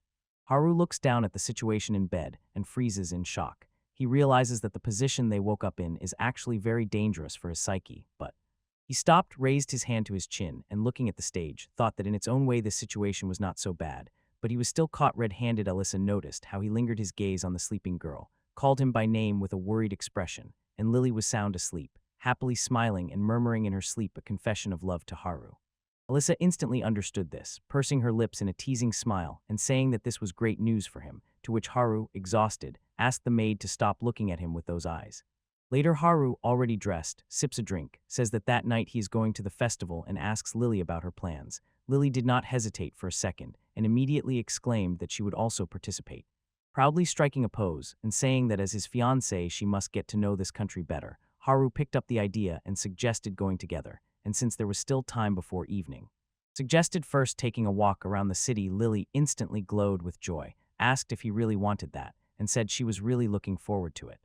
Moving on, Haru and Lily set off through the streets, walking side by side through the bustling city square. They stop by a street kiosk. Haru raises 2 fingers to place an order, and the saleswoman happily prepares it for them. Night falls on the city. The narration notes that while the townspeople drink, dance, and make a lot of noise, the scene slowly changes. Haru finishes changing into ceremonial clothes and whispers to himself that for the nobility and clergy the real work begins here. He adjusts his collar, gathering strength before what is coming. The scene shifts inside the church. The narrator says that a formal ritual is being performed here, dedicated to thanking the earth spirits and heavenly gods, and the pews are filled with people who watch in fascination as the ceremony begins. A bearded official approaches the group and, sensing tension in the air, anxiously asks if everyone is ready and if the ritual can begin. Returning to the main couple, Lily reaches out to fix his hair, smiling sweetly and saying that this outfit suits him very well. Haru smiles in response, thanks her for the help, and adds that the solemn look suits her very well. Lily does not blush at the compliment at all. She shines with pride and says with a smile that it is obvious. She is his fiancée. The conversation breaks off when he announces that the time has come and tells the group to move. The procession begins. Haru, Lily, and others walk down the central aisle, with priestesses holding magical flames on both sides illuminating their path. When they leave, Haru notices that Lily is a bit tense and asks if she is worried. Lily clasps her hands near her chest and admits that she is, asking if it is that easy to notice. Seeing her nerves, Haru comes closer, says everything will be fine, extends his hand and asks her to just hold on to him. Lily takes his hand with relief, quietly thanks him for the support, and they continue walking together. They pass ceremonial fires. Flames crackle nearby as the ritual flows through the church. The ceremony reaches its peak. Haru and Lily close their eyes and bow prayerfully while a blessing is read over them that is meant to protect from spirits. We move on. The scene jumps forward. Several days have passed since the ceremony took place in the capital. Outside the estate, it is already time for Haru to return, and Lily looks downcast, blushing and confessing that she does not want to part with him at all. Haru holds her hands and smiles reassuringly. He tells her not to worry, they will definitely meet again soon. Suddenly he remembers something, exclaims, "Oh, write this down," and reaches into his coat to pull something out. He pulls out a shiny pendant with a black stone. Lily asks what it is, and Haru explains that it is special. If she uses it, she will hear his voice wherever they are. Lily instantly brightens and completely loses her composure, asking again if it really is any time, then excitedly declares that she will contact him every time, every day. Haru sweats a little, realizing that daily calls are a bit more than he planned. Lily shines as if sparks are flying around her after the gift, and turning back before leaving, tells Haru that she will call as soon as she gets home. When she steps into the carriage to leave, Haru replies that he understands and will wait for her call. The carriage drives out through the estate gates, and Haru stands in place waving goodbye until she disappears. We move on. The scene returns again to the town. Haru walks past the smithy when suddenly May notices him from a second-floor window. She rushes down the stairs, runs to meet him, and exclaims, "Long time no see." Haru responds to her greeting, but does not hesitate, immediately extends the pendant, and says for her to take it. May looks puzzled and asks what it is, and Haru quietly explains that it is his apology for the trouble he caused earlier. He points to the detail and says he chose the ruby precisely because it matches the color of her red hair. Maydern blushes brightly from this compliment. Haru continues to smile and explains that, like the other one, this one is also filled with communication magic, and tells her he would be incredibly happy if she always wore it and never took it off. May sharply salutes and cheerfully says she understands, agreeing to wear the pendant as he asked. Haru smiles, seeing her reaction, and says the necklace suits her very well, then quickly adds thank you, happy that she liked the gift. Suddenly May remembers something and says she actually wants to show him something. She starts rummaging in a wooden chest in the room, and Haru asks what it is. She spins around, holding a weapon like a revolver, and proudly tells him to look at her newly created invention. She dramatically shows the weapon and announces it as a magic impact pistol. Haru looks intently at the device with genuine interest. Both the name and the design attract him. May explains the mechanics, noting that she designed this pistol using the same principles of impact magic as Haru. She grips the weapon with both hands and says to him, "Watch closely." Haru stands a bit puzzled, not understanding what she is going to do inside the shop. Suddenly she fires, the bullet flies just past him. Haru barely dodges the invisible strike and shouts that it was dangerous. May looks extremely proud, completely ignoring the fact that the bullets almost hit, and with a sparkle in her eyes, explains the characteristics, shows the bullet holes in the wall, and says that one magic crystal gives a charge for 6 shots. Haru silently admits that the invention is amazing, but thinks she is a bit crazy for testing it like that. Haru grabbed May by the shoulders and suddenly became very serious. He warned her that under no circumstances should she show that pistol to anyone. May sharply saluted and said she understood everything. They set off to the city and passed through a brick alley that looked a bit suspicious. Haru looked around and admitted that he had never been on this side of the city before, and May agreed. Haru keeps looking around the area and mutters that it is very dangerous here, definitely not a place to walk alone. Suddenly May notices something and gasps. She panically points to a corner filled with barrels and boxes, calls Haru. Right there, on the dirty floor, sits a little girl tied with a rope. Haru instantly runs up to the girl and asks what happened. The poor girl is terribly scared and sharply flinches as soon as she hears his voice. Tears run down her face, and she barely manages to tell them that some stranger grabbed her and locked her in a dark place, but she got scared and managed to escape. Hearing this, Haru and May froze. Pure shock was fixed on their faces. Haru immediately began to stroke the girl's head to calm her down, but while he was comforting her, he already had a feeling that this smelled like serious trouble. Wasting no time, they immediately take the girl to the authorities. The scene shifts to the street. A sturdy building with a sign guard corps station is visible. Inside, the duty officer, a man with a mustache and a hat, completely loses his nerves and, not believing, shouts, "Kidnapping," as soon as he hears the report. Haru looks serious as he confirms the details and says that from what the girl said, the situation is quite clear. The guards at the station instantly connected the clues. One of the officers says that it sounds exactly like illegal groups hunting slaves, which have recently increased, and the captain grimly agrees. The captain wastes no time, sharply points and growls orders, calls Mark, grab Eric, and immediately go look for the girl's parents. The subordinate sharply and clearly salutes, shouting understood, and rushes to carry out the task. Thanks to their quick action, everything was resolved. The scene changes, the girl rushes into her mother's arms, and the terrible ordeal finally ends safely. This is an emotional moment. Mother and daughter tightly embrace each other. Both in tears, they are finally together again. Later, Haru raises his eyes to the evening sky, where birds fly overhead. Although this time everything ended well, he cannot just leave it like that. He needs to come up with real steps so that this does not happen again. Soon Haru was talking with his father, and the elder man recalled that kidnapping case he was involved in and reported the news. The criminal was indeed caught. Haru sighed with relief and said it was good to hear. But the father's face remained serious. He said that although the henchmen were caught, the main leader escaped, and urgent letters are already being sent to neighboring lords to be on alert. This news weighs on Haru. He knows exactly what trouble criminal organizations bring. As long as the boss is alive, their business sooner or later will just resurface from somewhere. Haru sat in his room a little worried and whispered Lily's name, wondering if she had safely reached home. He looked out the window and calculated in his head that at this distance she would need about 2 more days, and tried to calm himself. She has excellent guards. Such a team definitely won't lose to some petty criminal gang. And in general, looking more broadly, he thinks, what kind of criminal gang would be so foolish as to voluntarily make an enemy in the Duke's family? Haru gazes at the black crystal pendant in his palm, agrees with his own logic, mutters that he is probably right, and tries to relax. Later that night, the room was drowned in darkness, and Haru was sound asleep. Suddenly, a barely audible voice came from the medallion on the nightstand. It was whispering his name. Haru's eyes involuntarily open. He is still half asleep and confused, but the voice sounds again, this time clearer, calling Haru-kun. He sits up, wipes the sleep from his eyes, and looks at the pendant, immediately recognizing the voice and asking if it is Lily. The crystal suddenly exploded with light, and Lily's voice burst out of it, a desperate, frightened cry begging Haru to save her. This woke him instantly. Haru jerked upright in bed with a frightened gasp as the cry for help echoed through the room, and Haru, completely panicked by the sudden call, shouted Lily's name into the darkness. The black crystal of the pendant shines brightly in his hand, and Lily's voice sounds clearly, as if in reality, begging Haru to help her. Haru calls her name again, desperately waiting for a response and trying to make sure she is still there. He whispers to himself that this is not a dream or a mistake, this is really happening. Clutching the pendant, he speaks into it. Lily, can you hear me? The scene shifts to Lily, who is sitting at a table by a lantern. With relief, she exclaims to Haru, I managed to connect. She lowers her voice to a whisper and quietly explains the situation. She has been captured by thieves. We see her locked in a cell, while two burly men stand guard outside the bars. Haru panics at the word thieves and immediately asks if she is okay. Lily looks at her hands, tries to calm down and tells him she is not injured, and it seems the kidnappers only want a ransom. Haru does not hesitate for a moment. He says he understands and rushes down the stairs, asking if she knows where they are holding her.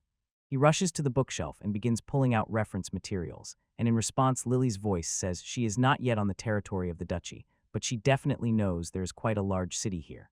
Haru runs his eyes over the titles on the shelf, sees the needed one, and instantly grabs it.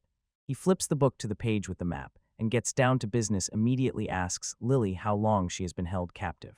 Lily whispers in response that she was taken the day before yesterday, and quickly adds that nothing cruel has been done to her yet, trying to calm him. Haru carefully studies the map, keeping the connection open, and asks if she noticed any distinctive features of the kidnappers. Lily returns in thought to those nights of attacks when men surrounded the carriage. She tells him there were many of them, but for a gang of thieves they were strangely neatly dressed. Haru says he understands. He asks her to contact him immediately as soon as anything changes or happens, and Lily quietly agrees, only whispering his name. Haru froze, feeling that her voice had changed. Lily can no longer pretend to be brave. Tears roll down her face, and she admits that she is really very afraid. Haru's face instantly softened. He whispered to her that everything will be fine and swore he will save her no matter what. He clenches his fist tightly, as if sealing within himself an unwavering determination to bring her back. Haru begins to piece together the chronology of events, calculated that the attack happened exactly on the third day after Lily's group left Heatberg. Connecting the dots, he realizes. A large city right in front of the ducal estates perfectly fits this 3-day distance, and he pointed at the map, confirmed the target, the town of Canner. The map shows there are about 10,000 people there, and it lies 200 kilometers southwest of the capital. Haru makes Lily the last fierce promise. Hold on, I will definitely come to save you.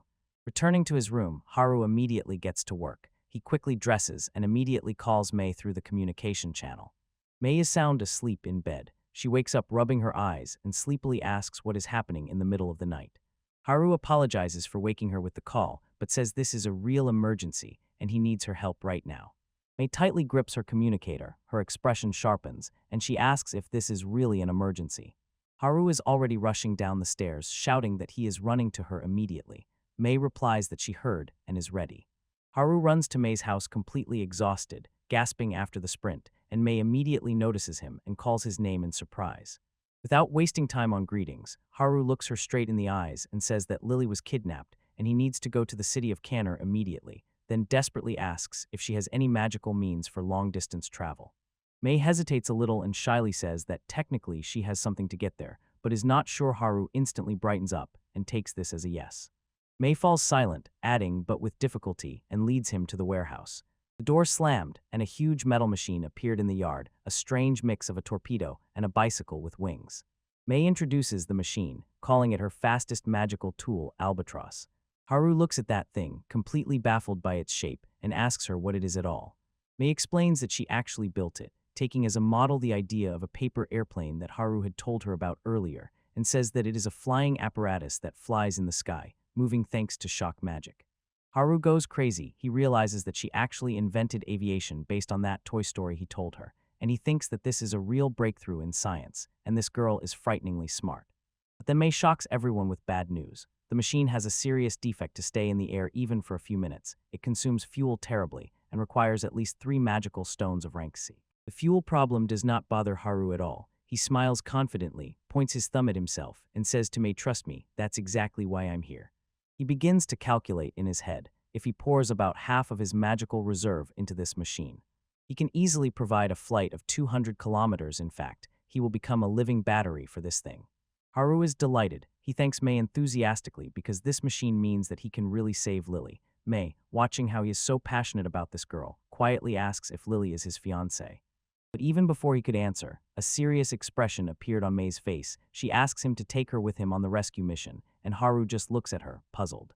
Mei explains her reasoning. She says that if something happens to Haru's fiancé, he will, of course, be broken. She lowers her gaze and admits, seeing his sadness is not something she wants to deal with. Haru just looks at her for a moment, softening a little because of her concern. Mei raises her gaze again, now completely determined. She tells him, I know for sure that I will be useful to you if you take me with you. Haru smiles and agrees, sincerely thanking her for the help. Mei immediately waved it off. Oh, come on, that's obvious we're friends after all. It can be advised for them to first set out beyond the city limits so that they have space to work. Haru agrees and tightly pulls on his gloves, activating magic that strengthens the body, preparing for a hard climb. He lifts the massive machine, groaning under the weight, while Mei walks beside him. Haru carries a whole rocket-like machine on his shoulders, sneaking past the guards, and while the guard at the gate yawns, they slip unnoticed and break out into the open fields. As soon as it became safe, Mei jumps on board and starts the machine, announcing the launch of the impact engine, and it roars to life. Haru notices that the engine roars incredibly loudly, and Mei casually drops a bombshell. Theoretically, this thing should accelerate to about 300 kilometers per hour. Haru's face turns pale instantly. He draws parallels with his past life and realizes that 300 kilometers per hour is practically the same speed as a high-speed train, and the very thought of flying at such speed in this thing terrifies him. Mei pulls him out of panic, hands him the goggles, and decisively says, "Get in." Haru points to himself, completely confused, and asks if he really has to pilot. Mei confirms without hesitation the system draws mana directly from the pilot, so he is the only one who can fly it. Haru looks at the goggles, sweating all over, and understands. He will have to pilot the plane completely blind, without any training flight, but he remembers Lily and whispers to himself that if he doesn't do it now, she will be in serious trouble. Haru finally dared and told Mei that they were setting off. Mei nods decisively and confidently says she is ready to go. Haru sharply accelerates and the car responds instantly. The speedometer needle jumps up, and with a thin piercing squeal, the wheels lift off the ground. They really took off into the air. The car is soaring in the sky. Haru is thrilled that it is really flying, and Mei from the backseat joyfully exclaims that her experiment is a huge success. Haru is confused by her words, but she can happily drop a bombshell. This is the first time a person has ever actually flown in this thing. Haru completely loses his head. He shouts through the wind, asking what the hell is wrong with her, and realizes he is stuck in the cabin with a real crazy scientist. He throws fear aside and focuses on the mission, thinks of Lily and whispers to her, "Wait a little longer, I will definitely come to save you." After some time, Mei points ahead and says they are about to reach the town of Canner. Haru looked down in the darkness. The lights of the settlement flickered, and he asked if this was the place they were heading to. He shouted, "Mei, hold on tight, initiating landing." Mei confirmed loudly. Haru and Mei guide the albatross to land. The wheels screeched as they touched the ground on the outskirts of the city. They are thrown from side to side. Mei is completely closed off behind her glasses, and Haru clings as if saving his life, looking as if he regrets every choice that brought him here. Finally, they stop. Haru announces that the landing was successful, though he himself is pale and worried, thinking he had just barely escaped death, while Mei shines with happiness and declares that it was a huge success. Haru instantly switches to mission mode and strictly orders Mei to leave the vehicle right here. They will return for it once the task is completed. Mei sharply salutes and confirms the order. Haru says it's time to move out. He cheers up with a short "all right" and leads through the bushes, with Mei walking right behind him. Hiding in the thick of the trees, Haru squeezes his communication amulet and calls Lily. "Do you hear me? Respond if the connection works." Where Lily is held, her paired pendant suddenly starts glowing. She looks at it in surprise, realizes that Haru is calling, and asks what is happening. In the bushes, Haru sighs loudly with relief and tells Mei that Lily responded. It seems she is safe for now. He immediately rushes to gather information, speaks into the amulet again, and asks Lily if she can see what is happening outside from her position. Lily rushed to the barred window of her room, looked outside, and quickly reported that she sees a white wall, and further in the distance a tower. Haru narrows his eyes, quietly mutters "tower," and carefully scans the surroundings in search of the landmark Lily mentioned. He notices a building resembling a church. Its tall spire rises above the other roofs, and he understands this must be the target. Whispering into the amulet, Haru lays out the plan. He tells Lily that he will now climb that tower and asks her to immediately report as soon as he comes into her direct line of sight. Lily listened attentively in the cell and quietly whispered a short, "Understood," in response. Before climbing up, Haru turns to Mei and orders her to stay downstairs and watch for approaching enemies. Mei responds clearly, confirming that the perimeter is covered. Haru takes a deep breath to calm down, activates his magical armor, and prepares to climb the building. He shouted "Bind," and released a black magical wire that shot upward and suddenly tightly wrapped around the top of the tower. Grabbing the wire and pulling himself up the vertical wall, Haru speaks into the amulet again, asking Lily if she can see him yet. From the window, Lily noticed a tiny silhouette hanging from the distant tower. She excitedly reports that she sees him, but then she finally voices the real situation. She tells him that he is actually standing quite far from her. Haru's eyes widen in shock. I can't believe she notices him from such a distance. Haru decides to bridge the distance with his gaze. Physically, he is too far, so he activates telescopic vision magic, thinking this is the only way to establish direct eye contact with her. The magic works instantly. Haru immediately calculates where she is and loudly calls out that he has found her, calling her by name so she knows he is nearby. Lily peeks through the window crack, and as soon as she notices him, her face brightens and she responds to him. Having confirmed the target, Haru wastes no time. He swiftly slides down the magical rope he stretched himself and shouts to Mei that he has found Lily and they must act immediately. He keeps repeating to himself that getting her out of here is the only thing that matters now. As soon as he touches the ground, Haru quickly lays out the escape plan. He will handle the extraction himself, but as soon as Lily is free, Mei must grab her and run back to the tower they just came from. Mei sharply confirms she is ready. Moving further, they slipped into the building and immediately noticed a mustached guard patrolling near the door, and Haru and Mei silently approached him from behind. The guard noticed them at the last second and shouted, "Who are you?" But Haru didn't let him finish, stepped forward, and with one precise strike to the neck, instantly knocked the man out. Haru instantly crouched down and activated the active sonar to scan the surroundings. After reviewing the feedback, he confirmed that there were no other enemy reactions nearby. When no one was left around, Haru and Mei rushed to the cell door. Haru lit magical light in his palm and gently whispered to Lily that he was finally here to save her. Lily pressed against the iron bars and looked at him with tears in her eyes, feeling relief finally seeing him up close. Haru stood on the other side of the bars and said firmly to Lily to step away from the door. It would be dangerous there. Lily nodded and said she understood. Haru opened the door and they did not waste a second. Lily threw herself into his arms and hugged him tightly. Haru called her by name, and she responded the same way, simply happy to be safe. But they cannot linger at the meeting. Mei shouted from the corridor, waved her hand, and told both that they needed to come here immediately, and the three rushed down the corridor with Haru running ahead. While they were running, Mei shouted to Lily, "I understand you probably have a lot on your mind right now, but it would be very good if you just silently followed us for now, Lily." Lily looked embarrassed, feeling guilty, and apologized to Mei, directly saying that she was ashamed for having called her a thief cat earlier. Mei raised her eyebrows slightly in surprise, but waved it off with a smile and told Lily not to worry about those little things and just hurry. Lily smiled in response and said thank you. The tension between them dissipated, and they ran on. Haru sighed with relief. Lily was finally safe, but his face instantly darkened, and he decided it was time to punish the arrogant guys who had pulled this stunt. At that moment, Lily called him from behind. Haru kept moving without stopping, but asked what had happened.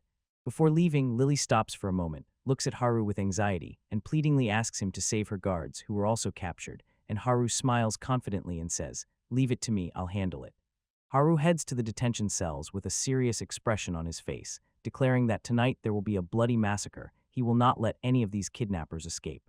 He bursts into the security zone and wastes no time on chatter, unleashing a shockwave that throws the enemy jailers into the air before they even realize what happened. Looking down on the frightened enemies, Haru mocks them and asks if they really thought that with such a pathetic level of strength they could defeat the enemy from the Duke's house with. When the enemies fall, Haru approaches the large barred door behind which the prisoners are held. He grabs the heavy padlock, and with a flash of magic, it instantly flies off. Haru opens the door and calls into the darkness, "Is the Duke's guard squad here?" In the cell, three knights in armor look quite beaten. They look at their rescuer confused and ask who he really is. Haru does not hesitate. He announces his full noble title to get their attention, introducing himself as the always stern Karl Heinz von Fahrenheit, and adds Lily's fiancé to make crystal clear whom he represents. The knights freeze at that name, exclaiming distrustfully, "Lord Eberhard," but Haru immediately interrupts them. "You will be surprised later. Now he needs to know if they can move." The knights sigh with relief, breaking out of the cell. One of them immediately thanks Haru for the rescue, but asks the most important question: where is the young lady? Haru assures them that she is already safe, and adds that she is now hiding in the bell tower with his companion, and asks a few to go there to cover her. One of the knights, a guy named Felix, confirms the order but stops to seriously warn Haru.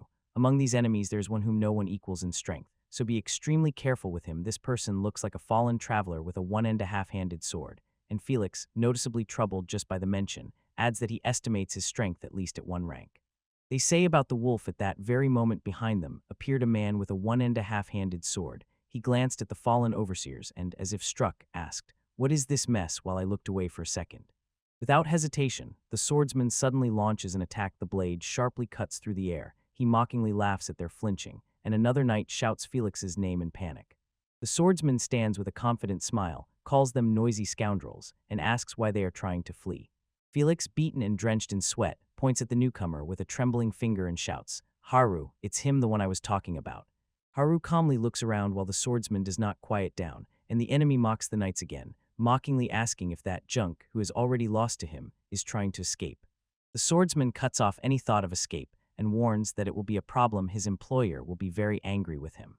Haru asks again, "Employer," and at that moment a voice emerges from the shadows, introducing itself to the young gentleman. Bald, stocky man with curled mustaches steps into the light, lights a cigar, and Haru looks intently, trying to guess who he is.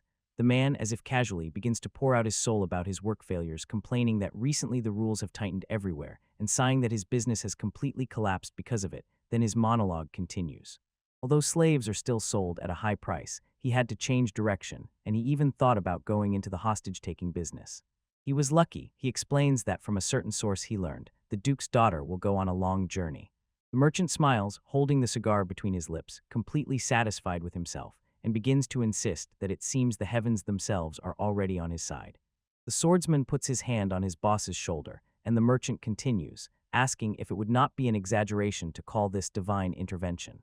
The merchant tirelessly boasts, repeating how lucky he is to have such a famous bodyguard in service.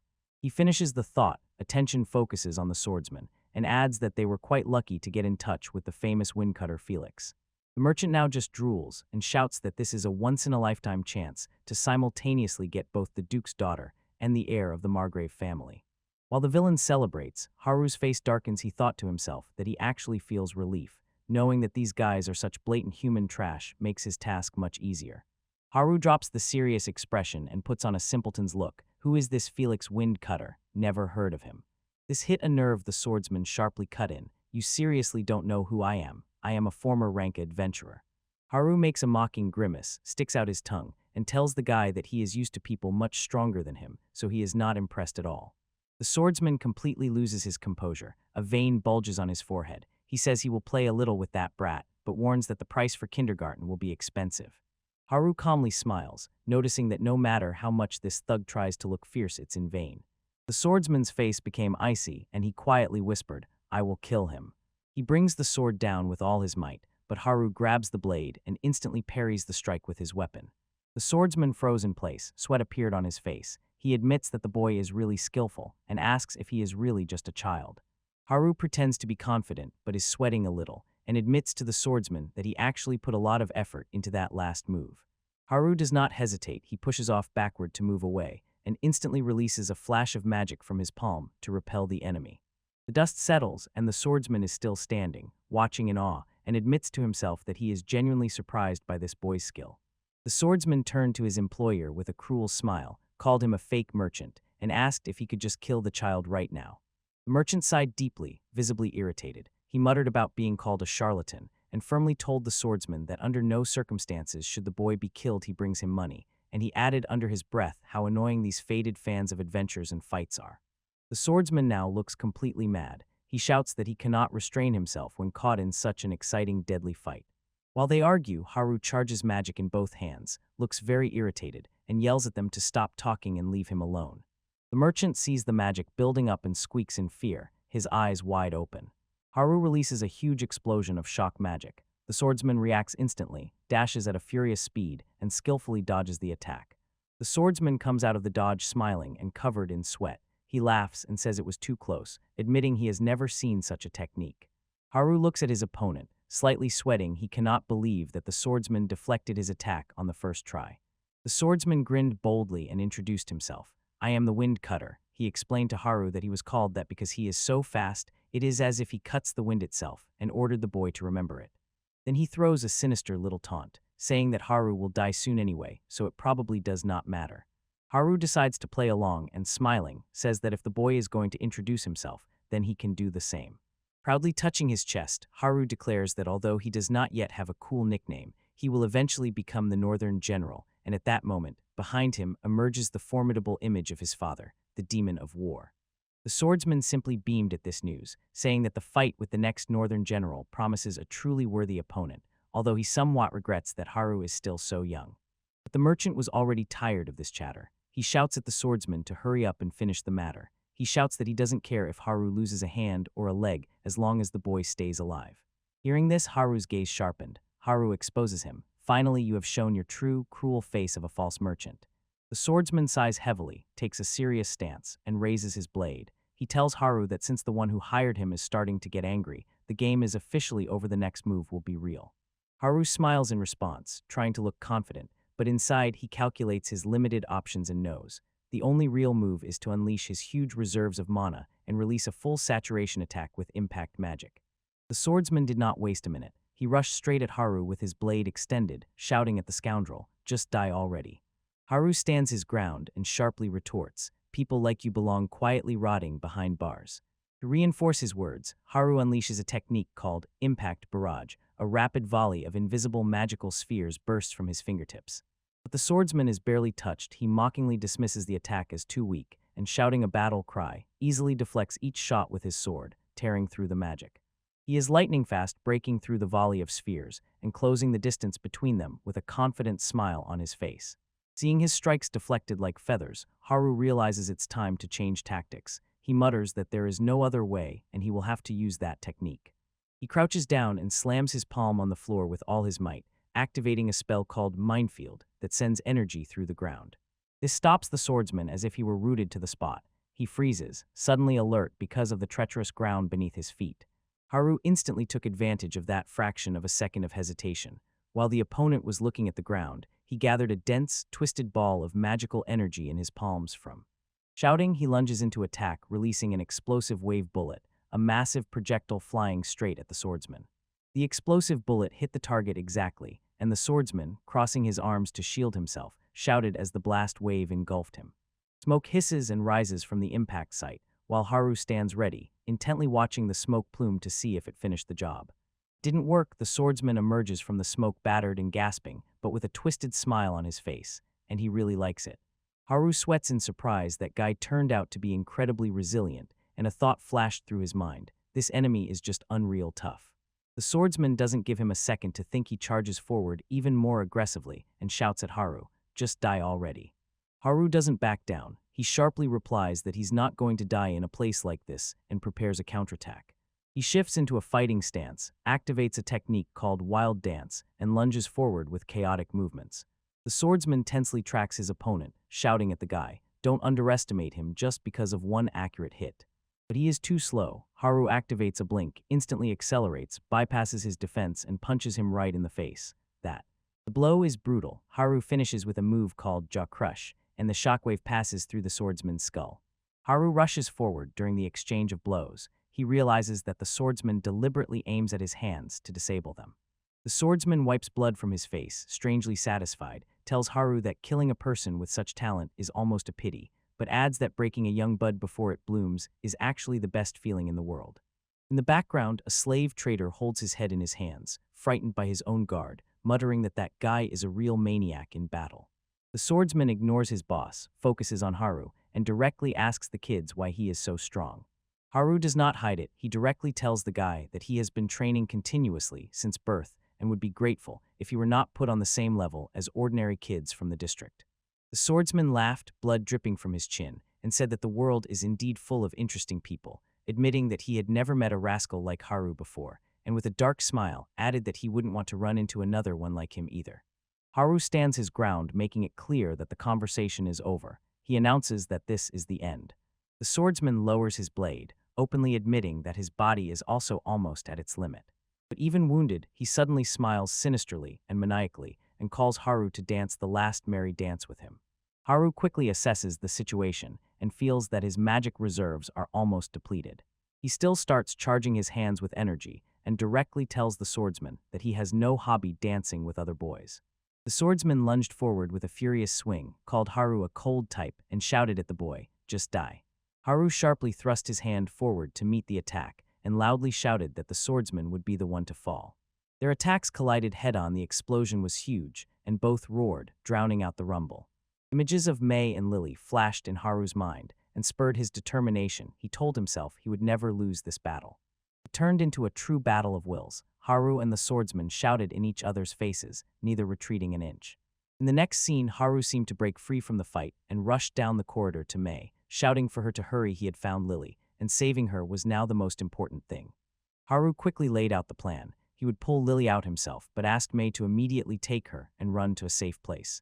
May said she understood but would not stand aside. With a confident smile, she began rummaging through the equipment and promised Haru she would help too.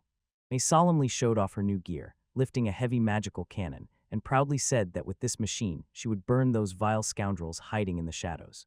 Haru smiled and gave her a confident fist pump, saying she was actually quite reliable. Turning his attention back to the threat, Haru paused for a moment to understand May's weapon, a magical stun pistol.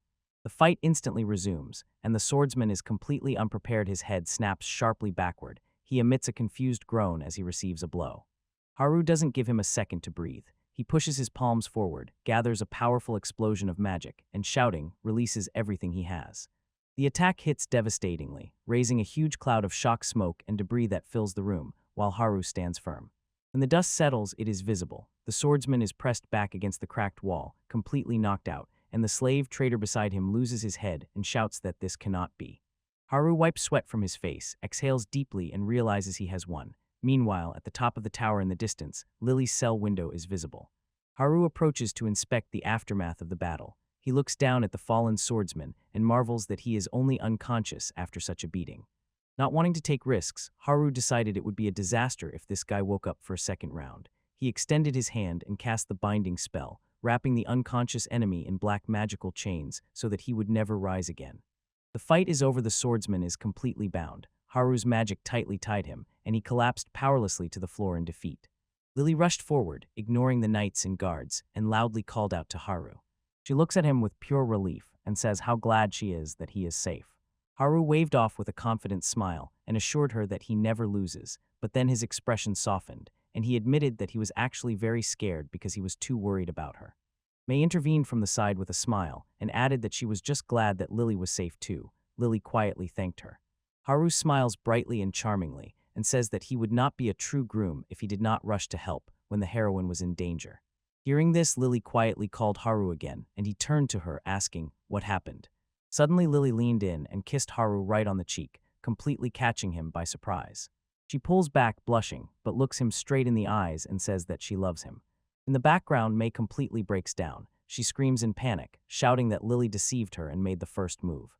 May completely breaks down, sobbing bitterly that she cannot forgive this just because Lily has the status of heroine. Lily simply looks away and snorts disdainfully, completely unmoved by jealousy. Haru let out a long, exhausted sigh, feeling the burden of the day burn off his shoulders, and now the curtain finally fell on the case of the Lily kidnapping.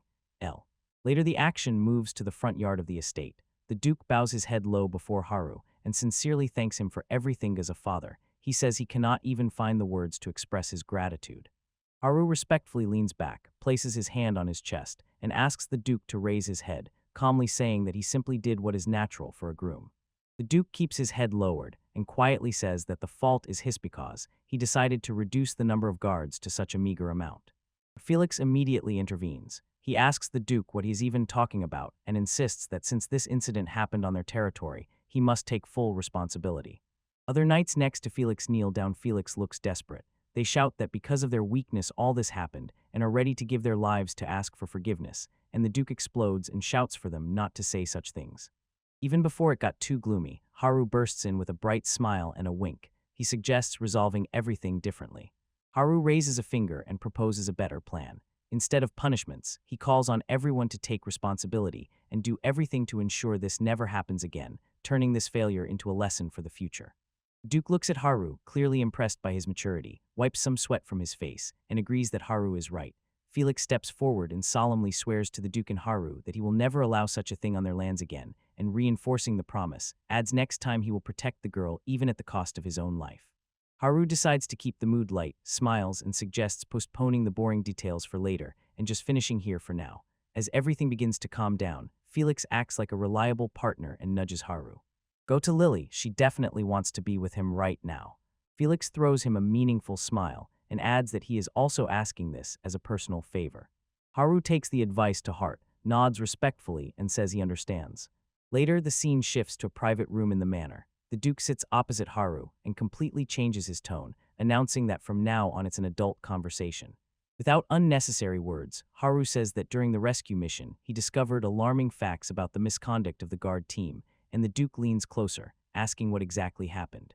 Haru drops a bombshell. He reveals that supporters of a group called the Canyon Faction have infiltrated the city guard team of Canner. The Duke completely loses his composure.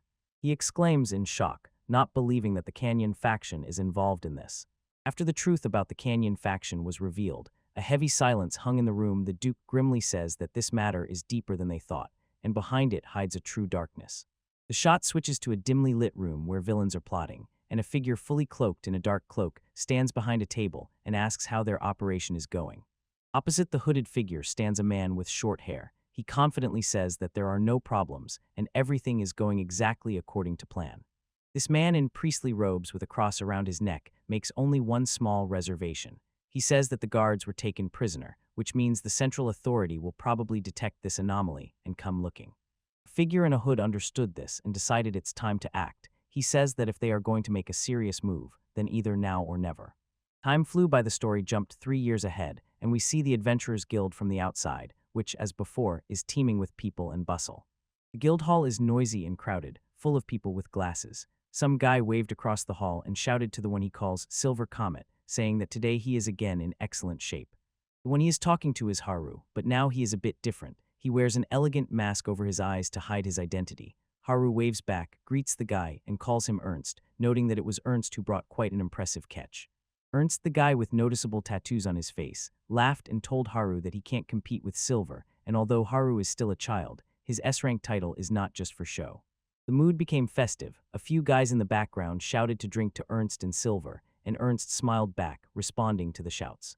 Ernst is fully ready for the party. He punches the air with his fist and shouts for everyone to come out, but Haru instantly killed the mood. He waved his hand, apologized, and said he couldn't join. He has to go home, but next time he will definitely join. Ernst is not going to let him go so easily. He leans closer, calls Haru cold, and swears that he will one day see the face under that mask, and Haru only barely agrees and laughs awkwardly. Walking alone through the city streets, Haru recalls the time past. He is already 13 and finally grown up. He thinks about those who are waiting his fiancée Lily, who outwardly grew just as she should, becoming a quite decent and sweet young lady. But that is only physically. Inside, she has turned even more into a wild tomboy, and as soon as she sees him, wildly waves her hands and shouts his name. But she was not just idling strangely, but in these 3 years she really managed to master magic. And there is also his other childhood friend May. Haru notices that she too has undergone a serious transformation. May clung to Haru's hand, pressed tightly and snuggled up to him. While Haru inside almost panics, he feels that her physical development is becoming a bit too noticeable. But it wasn't only the girls who changed. Haru opens the status window and sees over these 3 years he himself has become much stronger. He recalls the days of training, especially the northern style of the God of War general, and remembers how those trainings were terribly harsh, and the external form known as the general's armor he mastered very quickly in less than half a year. But the technique called mat or clad is a completely different story. Haru recalls that mastering it required an incredible amount of time and effort. The scene shifts to a memory of those trainings. In the yard stands his father, calling the noble name Haru Eberhard. Dad looks at him and says that since Haru skillfully controls mana, he is capable of figuring this out, then asks what is the real difference between ordinary body strengthening and mat. To make everything clear, the text says, ordinary body strengthening is simply directing mana to the part you want to make stronger or activate. Haru tells his father that motto is different and explains, instead of a stack in one point, mana seems to penetrate every cell of his body simultaneously. Father smiles in response and tells Haru that he is actually very close to the truth, but suddenly his face tightens. He becomes serious and warns, although you are close, I still cannot say that this is the correct answer. He continues to admit, pushing mana into every corner of the body is formally not a mistake, but there is something more behind it. Haru looks completely confused and asks his dad how exactly he should do it. He immediately loses his composure, furiously scratching his head, and shouts that he has no idea of the answer at all. But right in the middle of his irritation, as if a light bulb flashed in his head, Haru freezes. He feels that maybe he finally understood everything. Dad notices that his attitude has changed, asks if he has thought of something, and nudges him. Try again, and the demon warrior clicks his finger joints with a smile and says to Haru, "Come on, show what you are capable of." Haru replies, "This is the pulse, or more precisely, the blood." His father confirms that he is right and explains, "The secret of the Motto technique, which spreads mana throughout the body, is in the blood itself." He lays out the theory simply and clearly. Ordinary body strengthening is just concentrating mana in the part you want to make stronger. He admits, yes, you can harden yourself this way, but unfortunately, it has a strict limit. Instead, the war god's style turns everything upside down. He explains that their approach strengthens the body in a completely different way, and this method is about to be revealed. The demon warrior breaks down the mechanics of the secret technique and calls it a mixture of blood and mana, drawing a mental diagram. First compressing mana in the heart, then pouring this mana directly into the blood, and then running the charged blood through the vessels to every corner of the body. He explains how it looks externally when mana runs through the blood and spreads through the body. It barely squirts from the sweat glands and covers the skin with a thin layer, and since this layer wraps the user like clothing, the technique was called mat or clad. But suddenly the demon becomes serious and warns Haru, "Be careful. At first, do not try to mix blood and mana directly in the heart." Haru asks why this is taboo, and Dad looks him straight in the eyes and answers sharply, "If you miss control, even a little, you will die." He passionately explains how dangerous it is, recalling that people used to just fall in the middle of training and die. He adds that in others, the heart simply stopped from the strain. The demon warrior admits that controlling this change is incredibly difficult, but insists, "The reward is worth it if you master it. You will get a strong body and combat power beyond human limits." He proudly says that the reason for the incredible combat power of the Fahrenheit family is precisely that they know how to use this mat technique. Haru froze and whispered that it is impressive, and Dad admits that training will take time, but he believes Haru will manage, and generously praises his son, saying that as far as he knows, few previous heads of the family had as much natural talent as he does. Haru looks his father straight in the eyes and fully accepts the challenge, says he will do everything, practically declares that he will work tirelessly and prove that he can defeat him, and so harsh training begins. We see a montage of what he has to fight against. Mom happily cheers from the sidelines, shouting at them to train, and Haru is stuck fighting giant slugs and defends himself with his magical hands. Beaten after a whole day, he later immerses himself in open hot springs, looking completely exhausted while trying to recover. And so, almost a year passed in the same routine.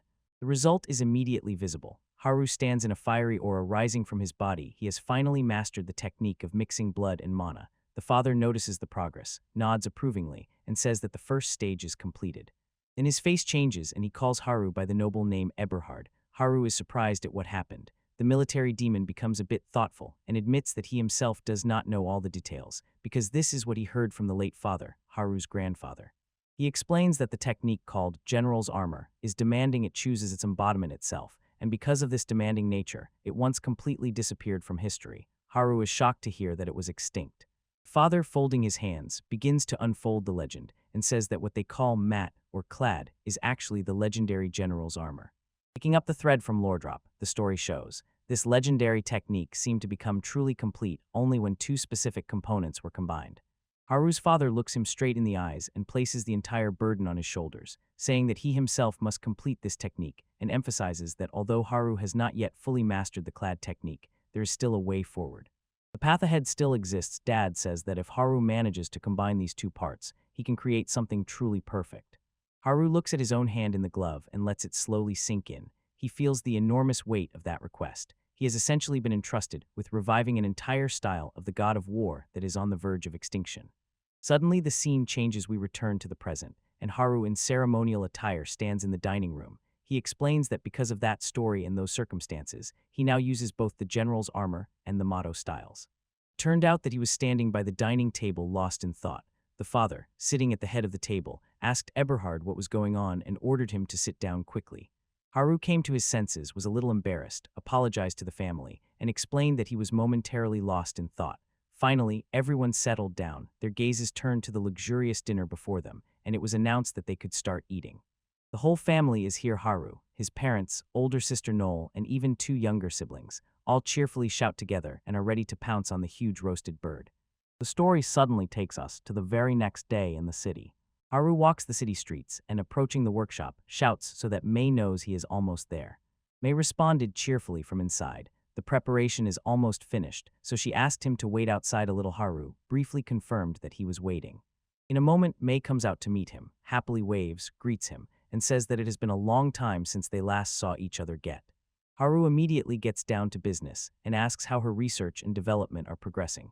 Mei beams with satisfaction and happily says that she has finally reached an important milestone in her work. She smiles and adds that everything went so smoothly that she has exactly what she wants to convey to him right now. Haru looks intrigued by this proposal.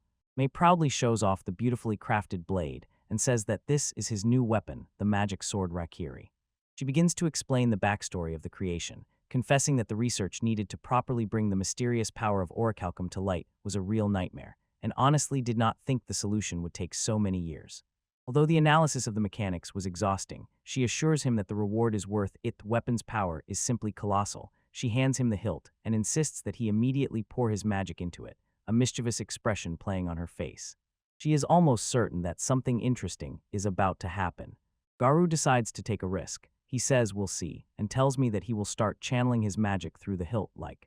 As soon as the energy flowed, the weapon responded. A blade-like shape emerges from the hilt and a sharp buzzing sounds. Haru stared at the result and asked if it really activated because it looks a bit unlike an ordinary sword. Mei assures him no mistake, it works, so come on, try to make a test swing. Garu hesitates and looks completely confused. He asks if it is really safe and if it won't explode in his face, and Mei gives a thumbs up and says that everything will probably be fine. Haru froze completely at the word probably. He did not look calm at all, so Mei explains. She does not feel like the blade will explode. Instead, it emanates a presence considerable, but too quiet to be calm. Trusting her, Haru lowers the blade down to the ground. He freezes and stares into emptiness, wondering if this is a failure. After all, nothing noticeable happened. Mei shakes her head and tells him it shouldn't be like this. She points her finger toward a distant spot and asks Haru to try cutting that target instead. Haru looks at the target where Mei is pointing and immediately panics. He stammers upon seeing a solid stack of iron ingots and exclaims that cutting this is clearly impossible. Mei looks calm. She admits she is not exactly sure but assures him, if the sword is real, it will definitely cut through. Haru finally stops obsessing, sighs, and decides to just try. Muttering lightly, he casually swings the sword. The blade passes right through the thick iron blocks, as if they weren't there. Haru's jaw drops. He stands in shock, unable to believe that during the swing he felt no resistance at all. Mei looks at the results with sparkling eyes. The iron ingots have turned into perfect little cubes, and she cheerfully remarks that it looks like a wonderful plate of steak cubes. Haru looks at the blade in his hand and thinks this act is terrible, just as befits a legendary metal.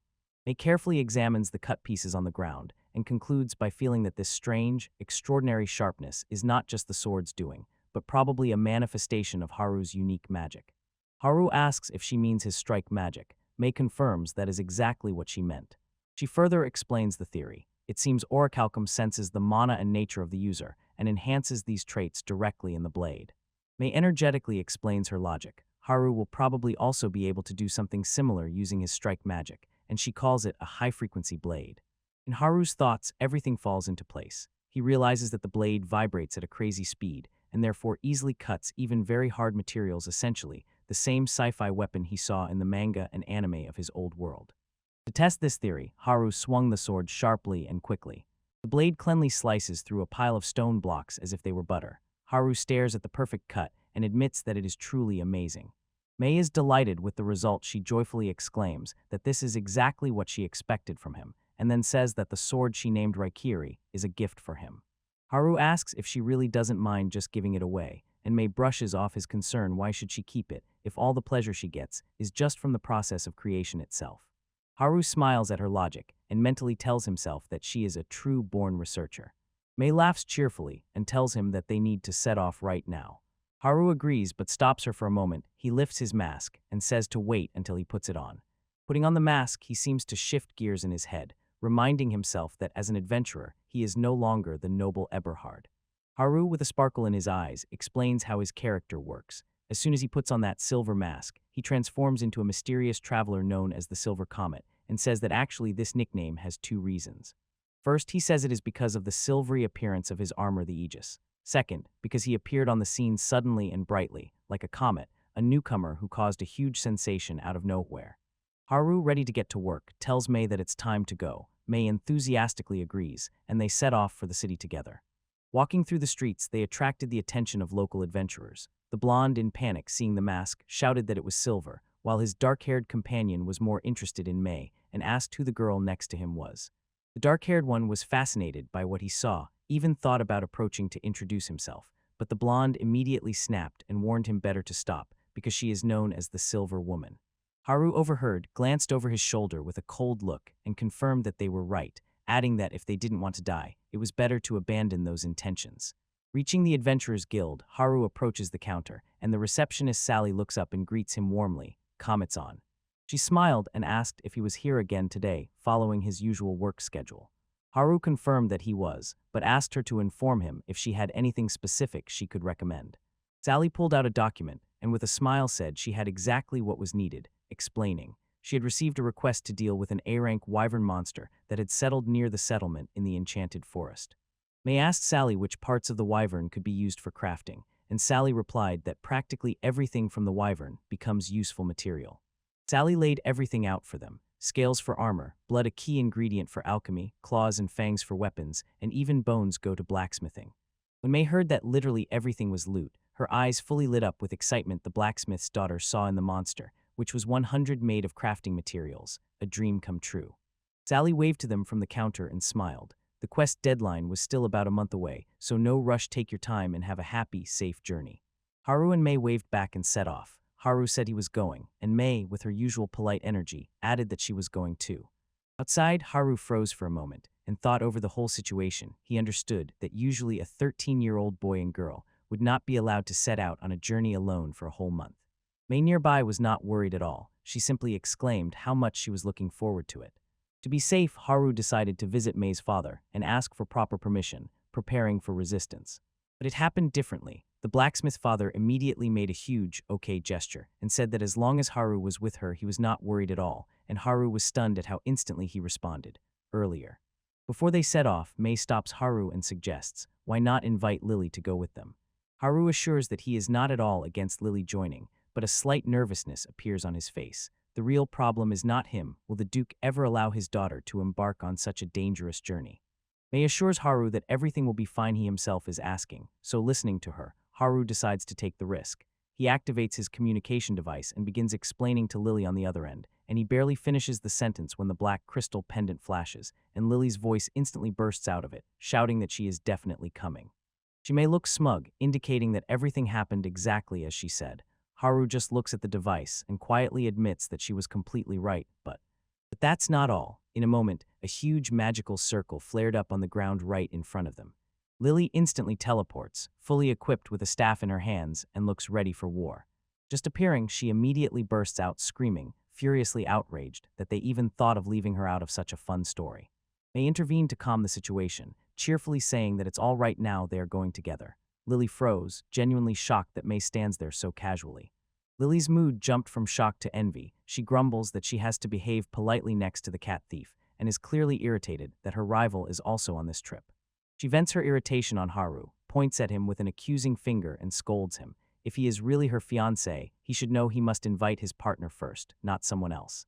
Haru knows better than to argue with such logic, so he nervously sweats and raises his hands in surrender, agreeing to everything just to stop the shouting. The shouting subsides, but Lily suddenly blushes, looks away, and mumbles that there is one condition to her joining. She explains that her father, the Duke, set a strict rule. Although she and Haru are engaged, spending the night together is categorically forbidden, and Haru just stands there, nervously shaking his head, listening to these prohibitions. Haru looks confused and asks how this is supposed to work during a long journey if she cannot stay overnight. Lily announces her crazy plan. Every night she will teleport home, and in the morning she will fly back to the camp thanks to her magic. Haru agrees to the plan, says he understands, but after a moment his brain catches up and he suddenly realizes what exactly he agreed to. May at that moment understood everything and was grabbed by the throat. If Lily goes home every evening, then the nights will be left alone only with her and Haru. Moving on, the group sets out on a hike. They walk through fields and forests, crossing rural areas. After some time, Haru begins to feel the distance, wipes sweat from his forehead, and complains about how far the road is, and May picks up and reminds that they have to cover a whole 350 kilometers. Lily is already bored. She sighs deeply, complains about boredom, and asks if there is anything to pass the time. Seizing the chance, Haru throws May a sharp look, making sure no one is around, quietly suggests to bring it out. May immediately understands what it is about and agrees. Lily cannot stand their secrets. She puffs her cheeks in irritation, asks what it is, and tells them to stop pretending to be important and just tell her already. May just stands in a self-satisfied pose, as if shining with pride, preparing for a grand revelation. And then the secret weapon appears dramatically, presenting the dream carriage racing through the great wilderness, Buffalo. Haru is also wildly excited. He raises his fist and shouts that Buffalo has officially arrived, and Lily stands, staring at the huge machine, completely stunned and stammering, asks what exactly she is seeing. Haru explains to her in simple words, this is a self-propelled carriage, it moves by itself, without any horses. This idea simply knocked Lily off her feet. She repeats carriage without horses, with disbelief, and May, ignoring her shock, cheerfully calls to sit down and try. Haru does not wait for an answer. He smiles like a little boy, and gladly exclaims that he will be the first to board. He immediately climbs the ladder into the vehicle. Seeing this, Lily seems to wake up, rushes forward, and shouts that she is climbing in too. When they go inside, Lily still doubts. She asks if it really moves, and Haru assures her it is real and quite fast. It can accelerate up to 50 kilometers per hour. Haru nods, accepting the specifications during the discussion of the vehicle's capabilities, and May explains that for now the apparatus can develop a maximum of about 70 km/h. She decides that words are just words, so she suggests actually taking it for a test run to see what it is capable of. With a huge smile on her face, May loudly gave the order to move, announcing that they are setting off. Inside the cabin, Haru was pleasantly surprised by the quality of the ride. He beams with pleasure, noticing how truly comfortable it is. Lily leans out the window to the driver and tells May that she really is incredible. May completely melted from the compliment and happily exclaims that she was just praised. May shows them the conveniences of the carriage and, smiling, says that they can take drinks from the built-in refrigerator in the carriage. Without wasting time, they immediately uncork a bottle. Everything turns into a real party on the road. Haru raises the bottle, Lily sips the drink, and can even join the fun while holding the steering wheel. But the trip is not just about sightseeing. As soon as trouble appears, Haru jumps out of the speeding car and with a single clean sword strike cuts the monster in half. By nightfall, the fun turned into work. Lily stands with a blood-stained cleaver, wipes sweat from her face, and says that for the first time she had to kill so many monsters at once. May looked at Lily, covered in blood, and bluntly said that standing next to the Duke's daughter, all bloody, is somehow unpleasant. Lily instantly exploded, shouted, "What did you just say?" and called May a busty fox. May does not back down and sharply replies that Lily is too loud for someone with flat breasts. The quarrel turns into chaos. The girls shout painful things in the background and refuse to forgive each other, while Haru awkwardly stands and tries to reconcile them with a gentle, "It's okay, it's okay." Seeing the situation escalating, Haru decided to calm everything down. He smiled and honestly told Lily that he likes her just the way she is. The effect is immediate. Lily seems to melt, her cheeks burn. She asks him if it's really true and if he is not lying, and Haru gently holds her by the shoulders and asks why he would lie to her about such a thing. For Lily, everything is decided. She closes her eyes with a satisfied smile and says she will forgive everything. May, however, stands aside, completely unconvinced and irritated that the quarrel ended only because Haru flirted a little. Lily proudly snorted in victory and turned away, leaving May in shock at the sudden change in attitude. When Lily disappeared, harsh reality hit May. She was completely confused and burst out with a panic scream. She blushes deeply and breathes heavily, completely unable to comprehend what just happened. So Haru decides that the best way to snap her out of confusion is to poke her cheeks, and May makes an embarrassed sound as her cheeks are squeezed. The embarrassment doesn't last long. She immediately shouts at the top of her lungs that Haru is a complete idiot.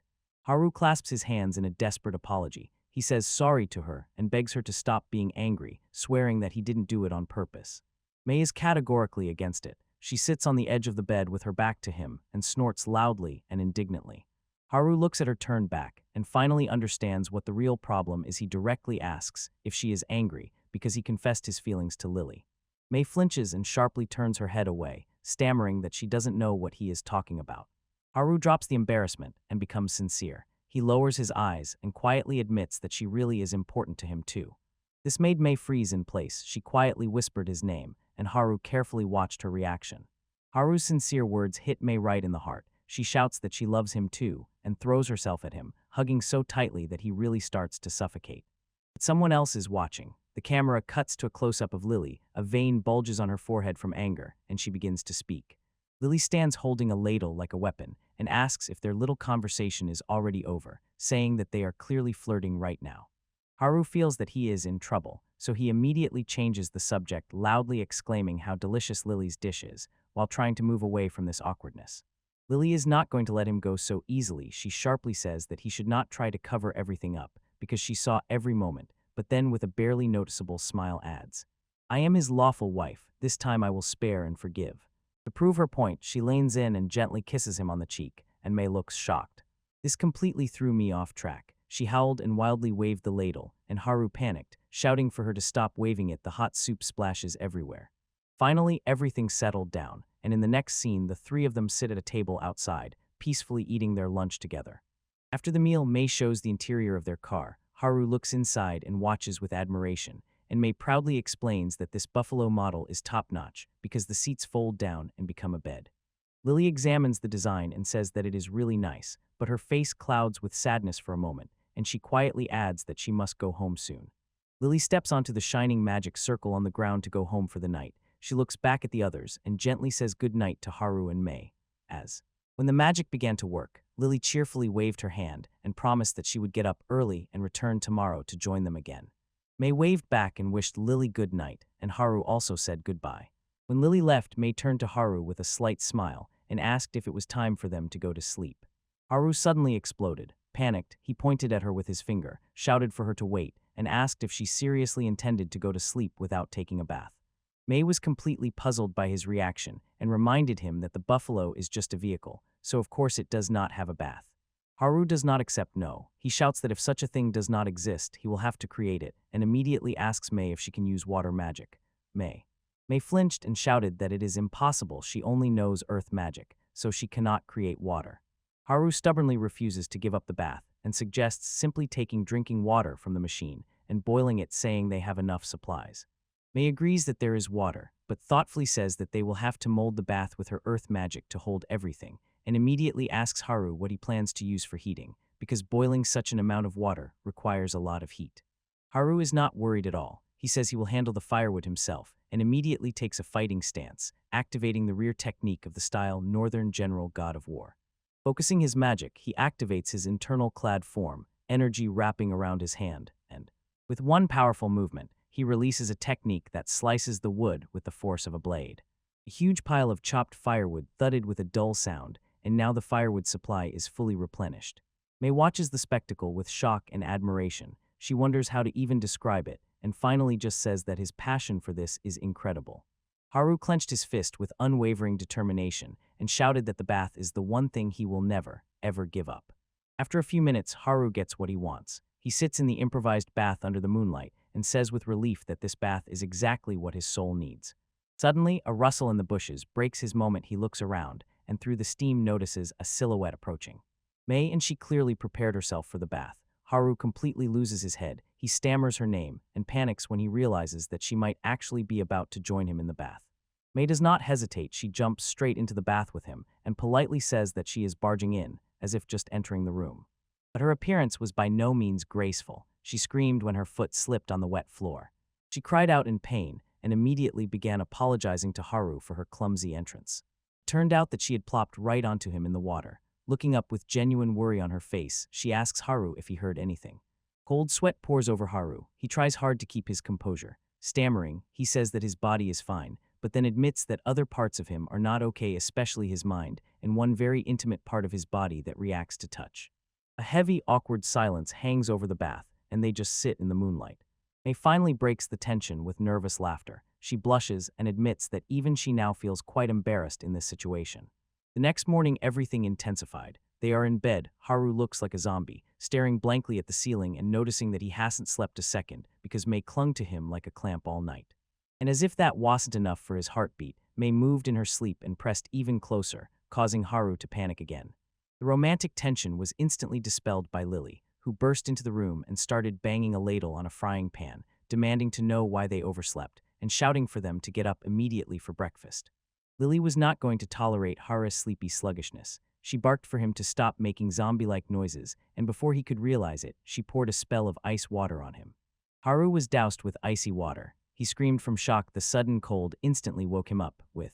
Without pause, Lily smiles cheerfully and announces that breakfast is ready, pretending as if she hadn't just dunked him underwater. Haru stepped out of the carriage into the camp and greeted Lily with a friendly good morning, while May also stood nearby and politely greeted them in the morning. May looks incredibly energetic and happy. She beams, saying that the bed was very fluffy and she slept much better than expected. Haru, however, is completely shattered, with heavy bags under his eyes. He glares fiercely at May, thinking that she is the reason he didn't sleep at all. Lily solemnly serves a plate of food. She smiles and explains that today's menu is roasted orc meat combined with Caesar salad sandwiches. She adds that there is also consomme made from orc bones. Haru looks impressed at this spread and says that for a breakfast on a journey, this is extraordinarily luxurious, almost like a nobleman's. Lily looks at him coldly and asks what the hell the eldest son of a great noble family is saying, emphasizing the irony of his words. When the food was ready, May, Haru, and Lily joined their palms, sincerely thanked nature, and began to eat. Haru bit into a sandwich and instantly lit up, exclaiming that he was incredibly happy with such delicious food, while nearby May sipped her drink with a warm, satisfied expression on her face. Lily pressed her palms to her cheeks and blushed from the compliment. She asks Haru to stop because he makes her feel awkward. May shifts the conversation to their plan. She says that if the journey goes smoothly, they should reach the destination village sometime afternoon today. But Haru looks completely exhausted. He apologizes to the group, says he barely slept last night, so he plans to switch his sonar magic to automatic mode to take a short nap. He snatches a sheet of paper with a drawn magic circle and slaps it against the wall of the carriage, asking them to let him sleep a little. Focusing on the magic circle, Haru carefully changes the placement of the runes and adjusts the formula so that it sends sound directly to his brain if it detects a living creature, even when he is asleep. He further tweaks the settings, setting the signal to trigger only if a B-rank or stronger monster appears nearby so as not to wake up because of small ones. Haru muttered that he doubted anything bad would happen, but left the rest to them, and before he finished speaking, he was already sleeping like a log and snoring. May watches him switch off and aloud wonders why he is so incredibly sleepy. Lily, knowing perfectly well that it is because May kicked him all night with her feet, pretends to be innocent and says that maybe May was talking too loudly in her sleep. May puffed her cheeks in anger at the accusation, and Lily just stuck out her tongue and refused to take it back. When the break ended, May smiled broadly and announced that they were leaving. Lily sticks her head out of the carriage window, agrees, and calls to the group, "It's time to go." The carriage bursts onto the road again, rushing through the mountain pass at a crazy speed, all thanks to May's engineering skill. They rush incredibly fast, and in a moment they are already approaching the town. Haru wakes from drowsiness and notes with surprise how quickly they actually arrived. When they disembarked, May puffed out her chest and proudly declared that such speed was a complete victory for the technology of the Lendl workshop, and Lily picked up her words, noting that usually such a trip would take a whole week just to get there. Lily is genuinely impressed they got here in just 2 days, and it's incredible, but the celebration is cut short when she notices something in the distance. Lily's eyes widen, she points and demands to know what that thing is. May peeks out the window to get a better look and immediately understands it is definitely not a bird. Nearby, Haru stares anxiously and intently at the approaching one. Lily, standing on the ground, watches the object and shouts that a huge black shadow is rushing straight at them. She squints, looking into the silhouette above the tree line, and asks if it could even be a wyvern. Haru acts instantly. He turns on active sonar to understand what threat is approaching. The sonar confirms. A huge roaring wyvern is rushing straight at them and looks ready to attack. For most people, this would be a horror, but May looks at the monster and sees flying profit. She almost drools, calculating how much can be earned from its fangs, bones, and scales, and shouts that a bunch of sacred silver coins is flying towards them. Lily is just as eager for battle. She draws her staff, declares that it's time to hunt, and asks Haru if he minds if she handles this alone. Haru looks a bit skeptical. He reminds her that a wyvern is a rank a monster, not some small fry, and asks if she is really sure she can take it down. Lily does not back down, but she has a backup plan in mind. She tells him she will do her best and asks if he will intervene and save her if it becomes too dangerous. Haru does not argue with this logic. He agrees to cover her back and asks her to be careful. Having received the green light, Lily takes command. She orders May to arrange sniper support, wearing down the monster's endurance. While she herself prepares a super powerful magical spell, May instantly salutes and accepts the order. May turns out to be much more prepared than everyone thought. She pulls out a long-barreled rifle and excitedly exclaims that her favorite weapon is about to breathe fire. Haru completely loses his head when he sees the new weapon. He freezes in shock, wondering when exactly she managed to craft a real rifle and he didn't notice. May finally shows her secret weapon properly. It is a magical assault rifle. Her eyes burn when she excitedly talks about the characteristics. Compared to her usual pistols, this beauty has significantly greater power and effective range, her true masterpiece. Even Lily has to give credit. She looks at the weapon and smiles, admitting that it is actually quite good. May hasn't stopped boasting yet, adding that the firing rate is also top-notch and is ready to demonstrate it. Interrupting the chatter, she aims at the Wyvern in the distance and immediately gets to work. She fires. The aim is accurate. The shot hits the Wyvern mid-flight, and the monster howls in pain. May doesn't let up. She keeps pressing on, targeting the next shots so the barrage doesn't subside. Her shots hit one after another, gradually chipping pieces off the monster exactly as she was ordered with. While May keeps the creature occupied, Lily begins a powerful high-level magical mantra, summoning the spirits of icy silver. Magical energy thickens around her. She commands the ice to take the form of transparent spears that pierce the enemy. Lily completes the spell. It bursts outward. Magical circles flare in the air, and above her materializes a huge jagged spear of ice. The attack hits the target directly, piercing the Wyvern in midair. The monster emits a final hoarse roar as it is knocked from the sky.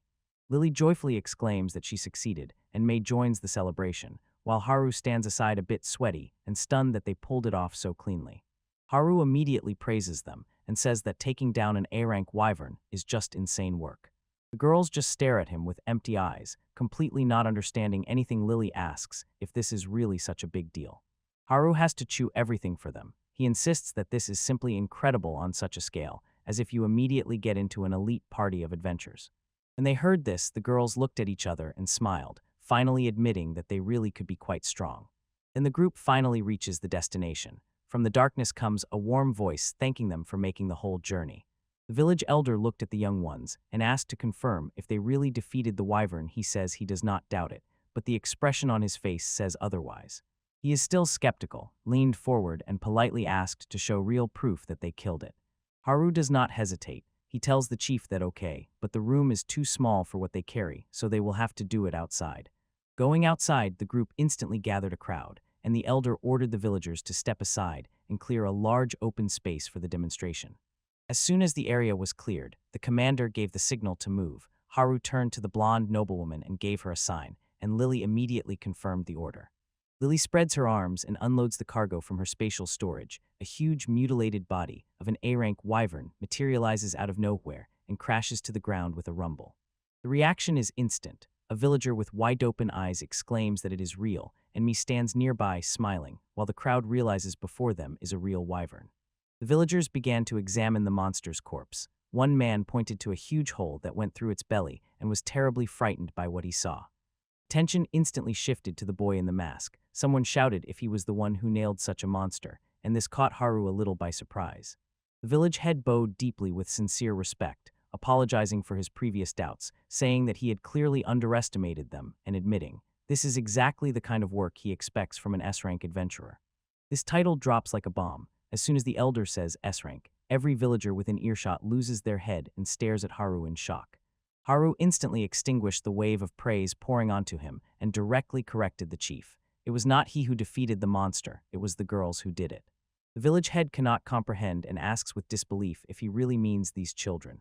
Haru gestures towards May and Lily, who stand smiling naively, looking nothing like monster hunters. Starting the introductions, Haru approaches the chief, and without making a drama out of it, introduces Lily as the blonde, then calmly moves along the line, gestures to the redhead, and introduces her as May. Haru smiles behind his mask and tells the chief that these girls are his partners, and he is incredibly proud of them. The village head froze speechless, sweat running down his forehead. He could not understand that these young girls had defeated an A-rank monster.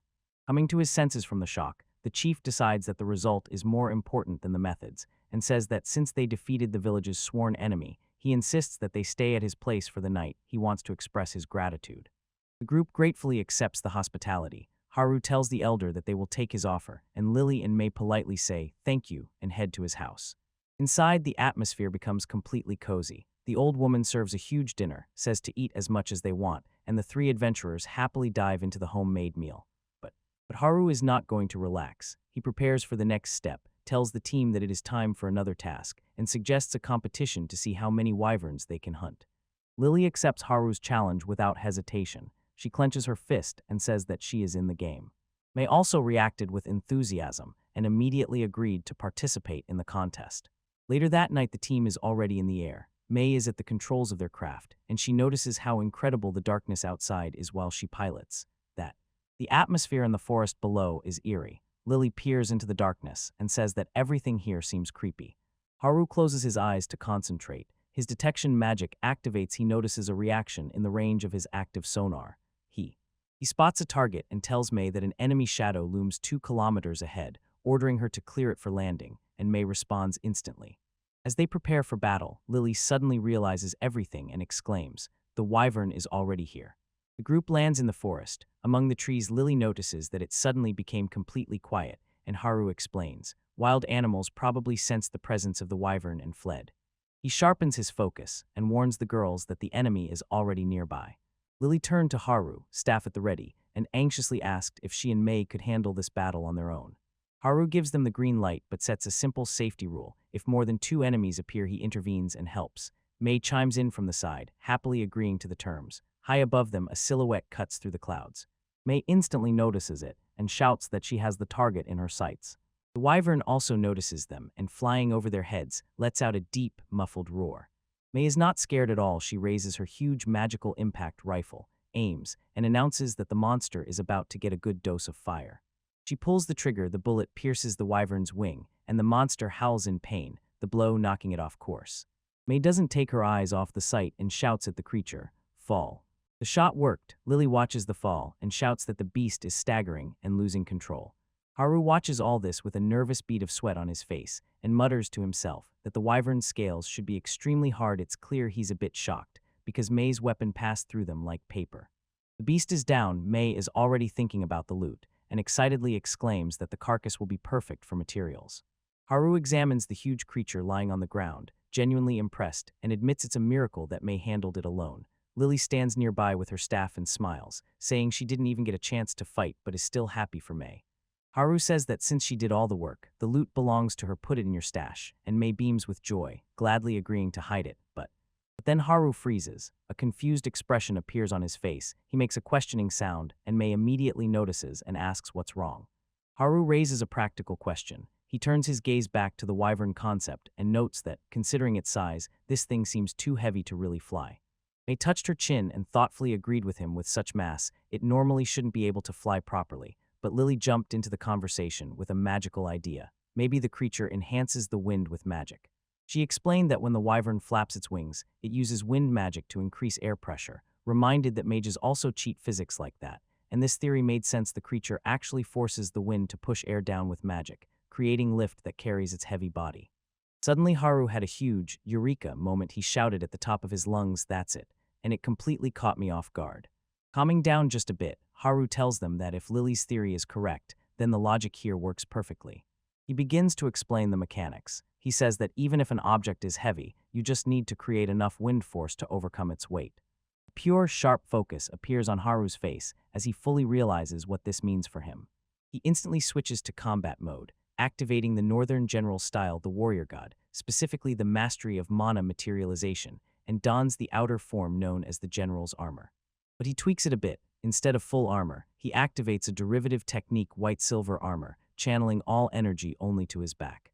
Haru closes his eyes and imagines the structure, feeling wings of mana growing on his left and right sides. He combines this image with his unique magic. The idea is simple: to use the wings to create thrust with constant shockwave pulses. He names the technique Hyoku, and instantly his feet gently lift off the ground. The experiment succeeds. Haru hovers there, feet off the ground, with dark mana wings grown from his back holding him in the air.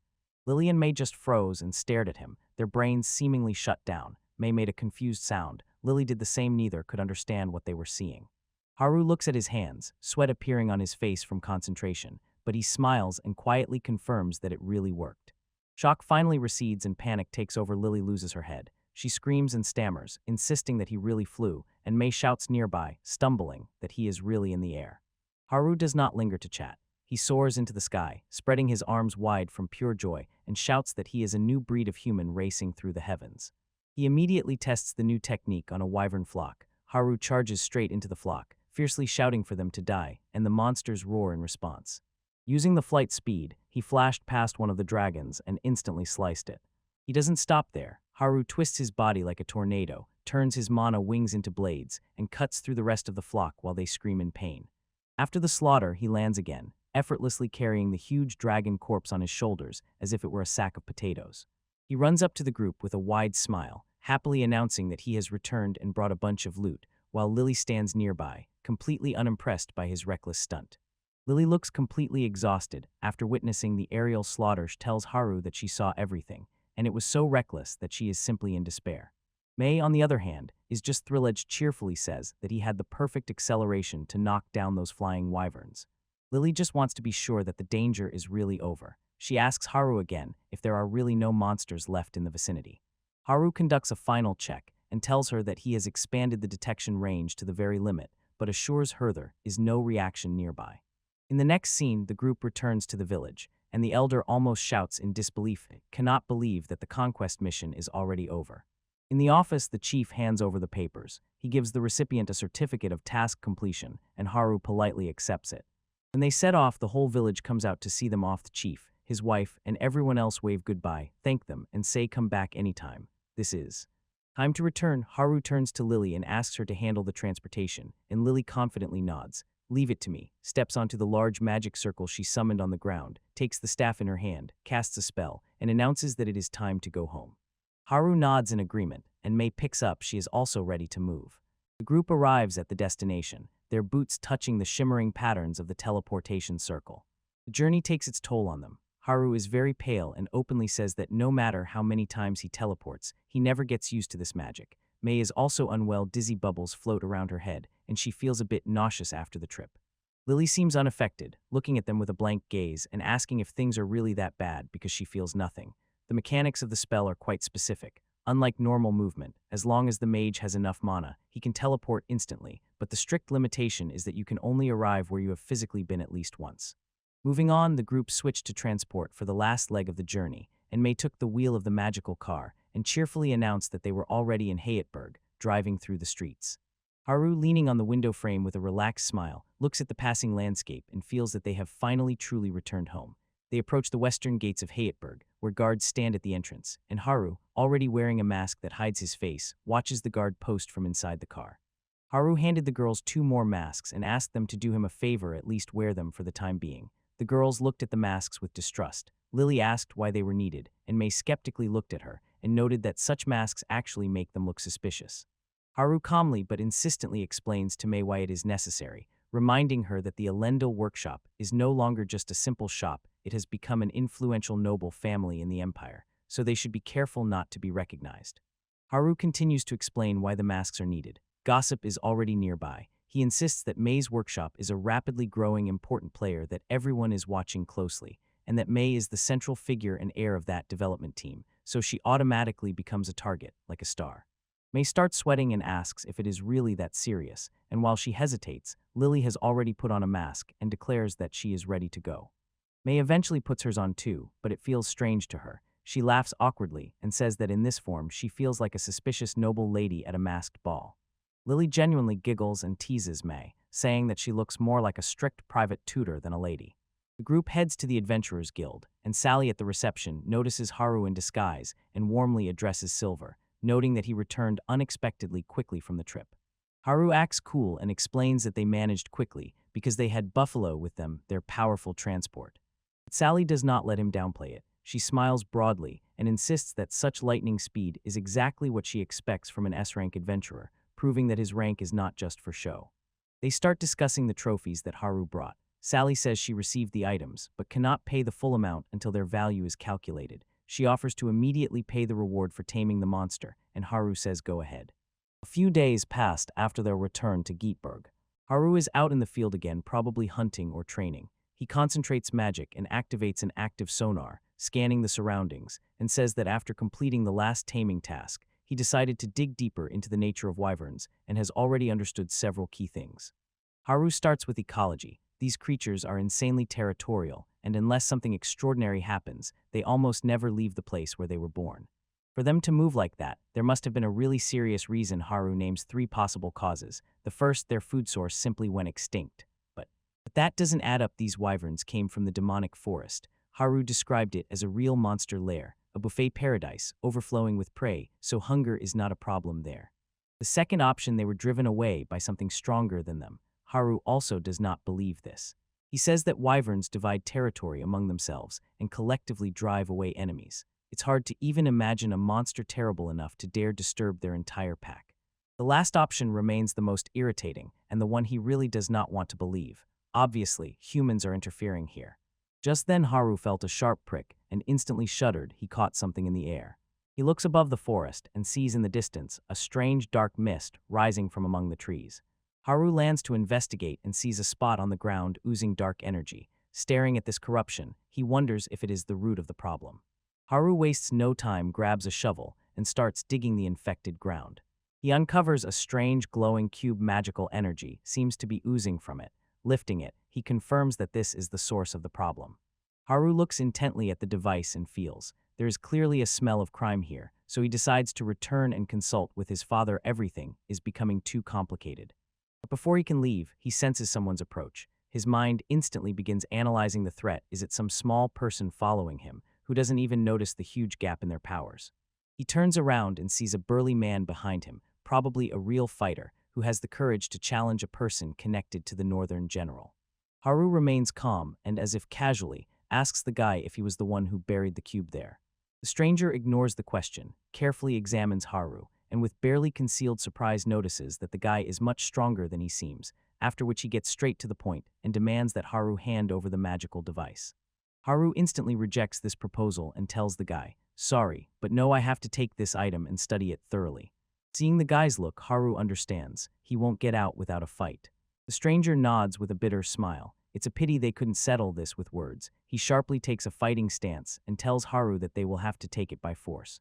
Haru does not let this guy set the pace. He grimly raises his fists, clenches them together, and tells the stranger that he will not allow him to do as he pleases, immediately launching a technique called Blood Demon Mixture. Magical energy flares around him as he launches his signature move Clad, and a familiar battle glow envelops him.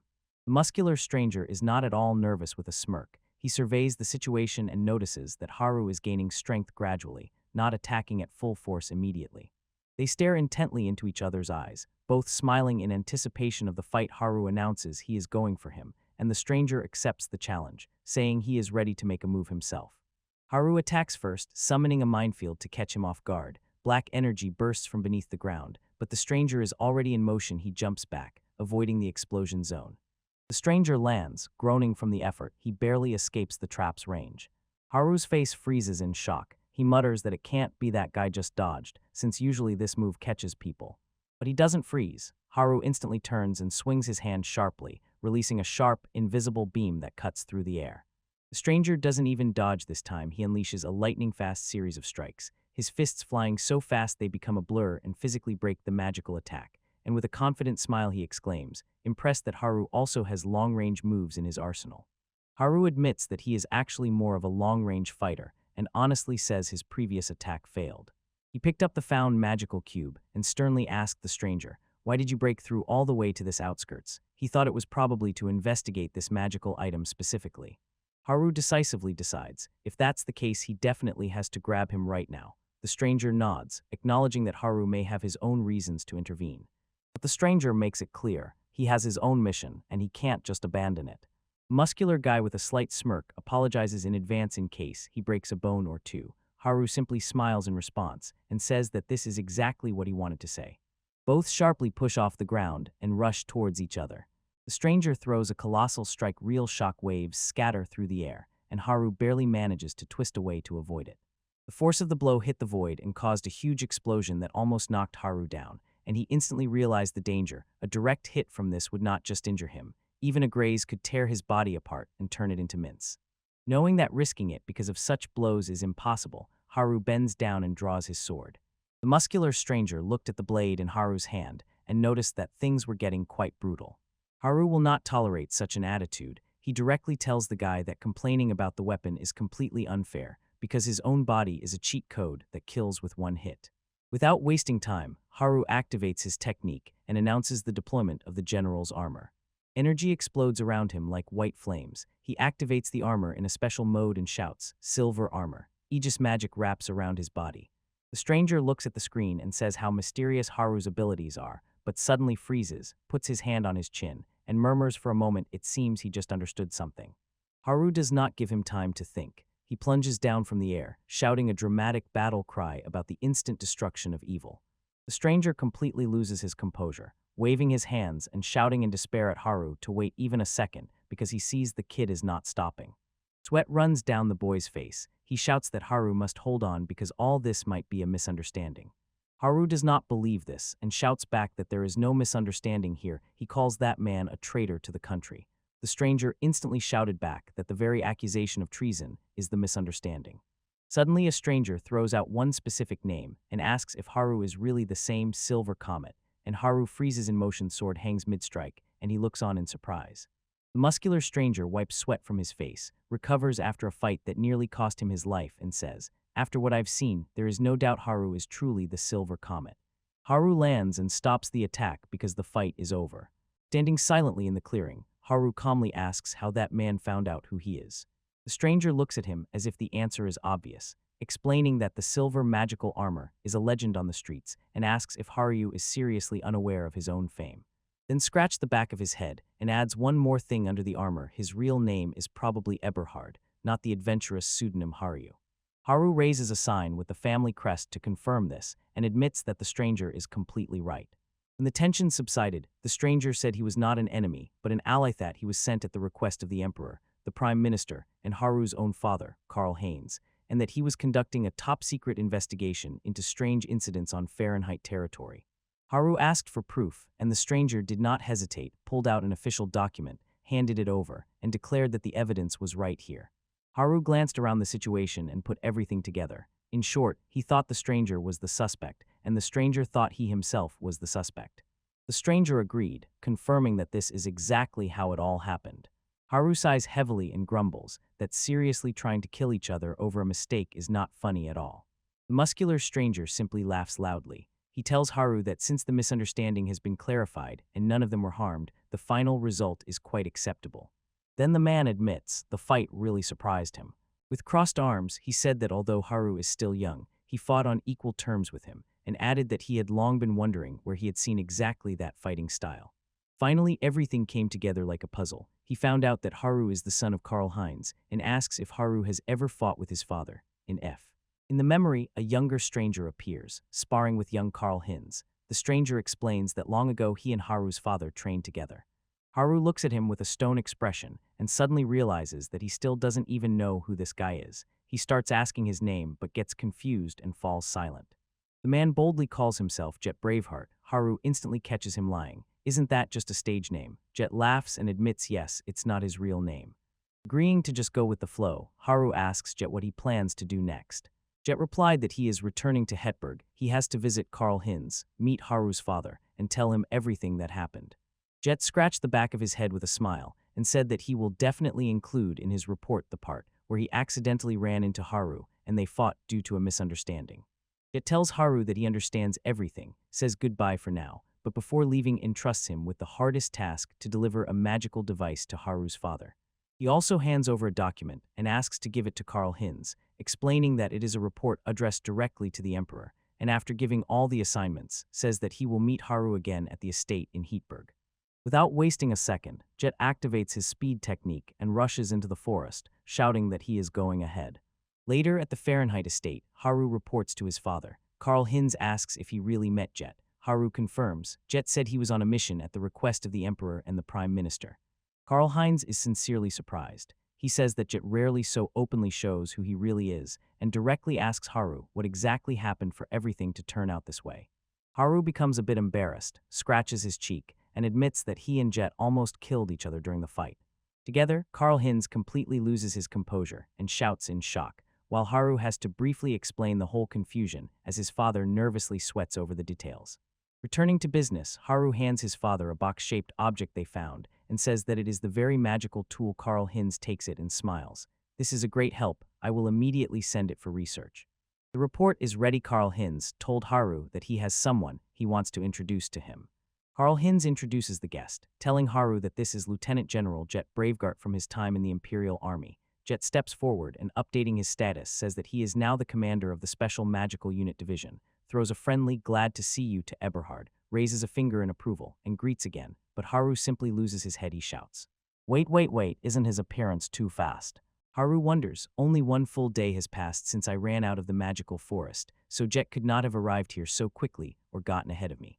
Jet just laughs and says that he actually arrived in the morning, got tired, took a bath, and decided to nap a bit but overslept. Haru inadvertently avoids the topic of travel speed and clings to another detail of the information. He asks Jet whether by special magical unit he means that very specific unit. Jet immediately confirms that is exactly what Haru is thinking of. Haru looks at him with slight admiration and says that Jet is actually quite an important person. Jet smiles and replies that he himself finds this fact quite strange. Before us stands the very organization, the Special Magical Unit. Officially, it is called the Special Magical Corps and is one of the 3 powerful divisions of the Imperial Army. Jet proudly tells how important their squad is. He tells Haru that there is not a single person in the Empire who does not know about them, and their fame is so powerful that it is heard even in neighboring countries. They are considered a true super elite squad.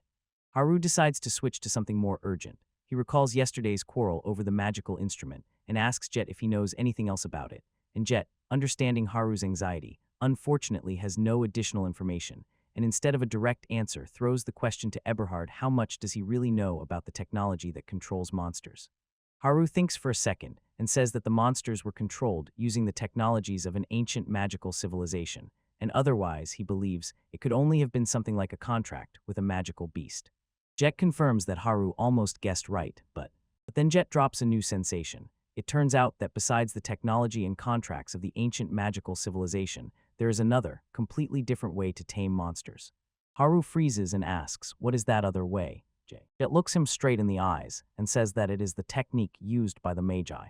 Haru stammers embarrassedly, saying he thought the Magi no longer exist. Jet admits that although they supposedly do not exist, everything is much more complicated, and adds that the method used in this case exactly matches the one applied 16 years ago. Haru is stunned by the news. He can barely utter a word. Jet continues, although he came to Heatberg to report to Karl Hinz, he actually has another proposal. He looks directly at Haru and asks Eberhard if he wants to try joining a special magical unit. Haru just looks at him, completely frozen by the sudden proposal to join. The story jumps forward a bit, and after that conversation, Haru officially joins the Special Magic Department. Haru notes that his mother was initially a bit worried about all this. In a flashback, Haru sits with his mother in the living room and explains everything to her. Although he is anxious, his mother beams with happiness, claps her hands excitedly, and says that this is wonderful, promising to support him with everything she has. When the family finally agreed, it was time to tell the friends. Haru says that he also went to inform Lily and May that he had been noticed. Haru recounts that when he told the girls, Lily and May were initially very surprised, but immediately fully supported his decision to join the Special Magic Department. Finally, the day of departure arrived. The whole family gathered to see him off. May waved energetically and wished him a safe journey. Lily smiled and asked him to take good care of himself. The parents were nearby. The father gave advice to handle his affairs properly, even in the imperial capital, and the mother was simply bursting with energy and encouraged him to do everything in his power. The brothers and sisters put on a real show. The little ones jumped and shouted how cool he was, and the older sister, Noelle, smiled proudly and said that now he was truly rising in life. Even the household staff, including Alice, came out and lined up near the entrance. Haru looked at everyone one last time and sincerely thanked them for the warm send-off. He waved his hand high as he walked away from the mansion, shouting that he was setting off. Later, Haru noticed something in the distance and shuddered. He had finally arrived at the place. A huge city spread out beneath him. He had arrived at the imperial capital, and the scale of this place was breathtaking as the wind whistled past. Standing right in front of the main castle building, Haru raised his eyes to the towering walls and couldn't help but say how enormous this castle was. He sets off to wander the city streets. From his stall, the bald merchant calls him, trying to attract attention and sell a set of dried fruits. Haru wanders the lively market streets, where locals aggressively push their offers. A woman calls him, showing a freshly picked mango fruit and asking if he wants to buy one. At another stall, a girl notices him and immediately realizes he is exhausted after a long journey, so she insistently advises, "Drink, moisten your throat with fruit water." Haru finally dares and asks for a cup. The seller smiles, accepts the order, and charges him 100 L for the drink. Holding a large wooden mug, Haru pauses for a moment to absorb everything around him. He thinks to himself that his first visit to the Imperial capital is actually turning out quite fun. Leaving the tour, he finally reaches what he came for, the military garrison. Inside, an assistant in uniform leads him through the building, gesturing for Haru to follow him down the corridor. They enter an office where Jet Braveheart waits at the desk. Jet looks up from the papers and warmly tells Eberhard that he has arrived. Haru enters, visibly surprised, and notes that Jet has already returned to the capital. They had met just a few days ago somewhere in the wilderness. Jet wastes no time on small talk. He gets straight to the point. He says he will now explain how the exam will proceed. Haru listens attentively, swallowing nervously, while Jet explains that to get into the special magic department, it is mandatory to pass this exam. Jet breaks down the exam structure, explaining that it has two main parts, written and practical, and plans to cover both in one day. Then he drops a shocking piece of news about the schedule. The official exam is set for tomorrow. He admits it is last minute, but insists that Haru immediately rush and participate. Haru was somewhat caught off guard by the tight deadlines. He just blinks and repeats to himself, "tomorrow," until the realization of the deadline sinks in. Jet confirms the schedule. Everything starts exactly at 9 in the morning, tells Haru to appear at the garrison then. Haru doesn't complain, just nods and tells Jet that he understands. Jet smiles contentedly and says he is looking forward to seeing what Haru is capable of. Later that day, Haru heads to his residence, and it turns out that the Fahrenheit family really does have a villa right in the Imperial capital itself. When he arrives, he is given a true VIP reception. A whole squad of servants and maids line up at the entrance, bowing deeply and warmly greeting Mr. Eberhard at the estate. Haru gives an official greeting with a smile, addresses the staff, says he is glad to meet them, and introduces himself with his full name, Eberhard Karlganes von Flensburg Fahrenheit, kindly explaining that for some time he will probably be commuting back and forth to Heatberg in the capital, so he counts on their help during his visits. Haru really puts rest above all. He slept soundly at night, quickly ate a hearty breakfast. The maids at the villa saw him off with a polite bow. He came to the exam location, casually waved his hand and wished Jet a good morning. Jet turns around, surprised to see him already here, and notes that Haru came early, asking if he managed to study enough. Haru confidently raised a finger and blurted out the truth. He hadn't studied a second, but added that if this is just the level of entrance exams to the Imperial Academy, he will somehow manage. Jet just waved it off, winked, and told Haru that studying is important. There are still about 10 minutes before the lineup starts. Haru only nervously sweats, saying that he never really had time, probably because he spent it all on sleep and food. Entering inside, Haru sits in his seat in the exam hall, and the door quietly clicked shut behind him. Instead of cramming at the last minute, he instantly flopped face down on the table and fell asleep. A little later, Jet addresses the room, loudly attracting the attention of the juniors. He raises the document and loudly announces that time is up, the written exam begins, and he will explain the rules once more so everyone is sure. Jet begins to explain the admission rules. Only those who pass two decisive parts will be accepted, the written test and the practical part. He explains each subject has a minimum passing score. If the total points do not reach it, it is an automatic failure. Haru raises his hand and asks what exactly the practical exam includes. Jet replies that candidates have a choice. They can either enter into direct combat with the examiner or, under certain conditions, demonstrate their magical specialization. Haru looks a bit puzzled and asks for clarification about what conditions are meant, and Jet explains. The most common is a strict time limit, and warns that even an incredibly powerful spell will lose if performed forever. Haru nods and says the logic is clear. With the explanation behind, Jet decides not to delay. He announces that 90 minutes are given for the written part, and shouts for everyone to start. The clock ticks, seconds flow, time approaches the limit, and he seems to be shouting at everyone, "Stop writing." He announces that the practical exam will start exactly at 11 o'clock, and tells the students to head to the first training ground 15 minutes before the start, meaning they need to return to this room by that time. When the written part ends, Haru turns to the girl next to him and casually asks how she handled the test they just finished. Haru looks at the girl as she says her name and repeats it to make sure he heard correctly: Iris. She gives her full name, Iris Steinfeld, and with a smile says she is glad to meet him. Haru introduced himself in response. He gave his noble name Eberhard, but added that she could just call him Haru. Iris decided that she liked Haru better anyway. Haru replied that he was fine with that, she could call him whatever she wanted. Then Iris drops a real bomb about her exams. With a calm look, she admits that she completely abandoned the written part. Haru looks stunned by such a confession, and Iris says she will fully cover the lack of points with the practical part. Haru cannot believe that she is taking such a big risk. It is then that Jet appears to push things forward. He sees that everyone is on time and orders to head to the first training ground. The group stopped in front of a huge hangar, and Jet announced that this was their destination. Inside, Jet led them through the testing field, simply explaining that the floor was just soil, so even if they tore it up with magic, it could easily be patched up with earth magic later. He gives them the green light, give it your all, just don't destroy the building itself, and you can cast spells as much as you want, and Lily emits a sharp sound as other examiners approach the ground.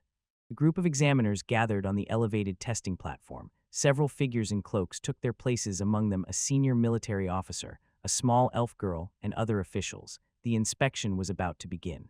Suddenly it turns out that one of the examiners is an elf girl with pointed ears and long light hair, wrapped in a military cloak. Haru or Iris notices that all the examiners look incredibly strong.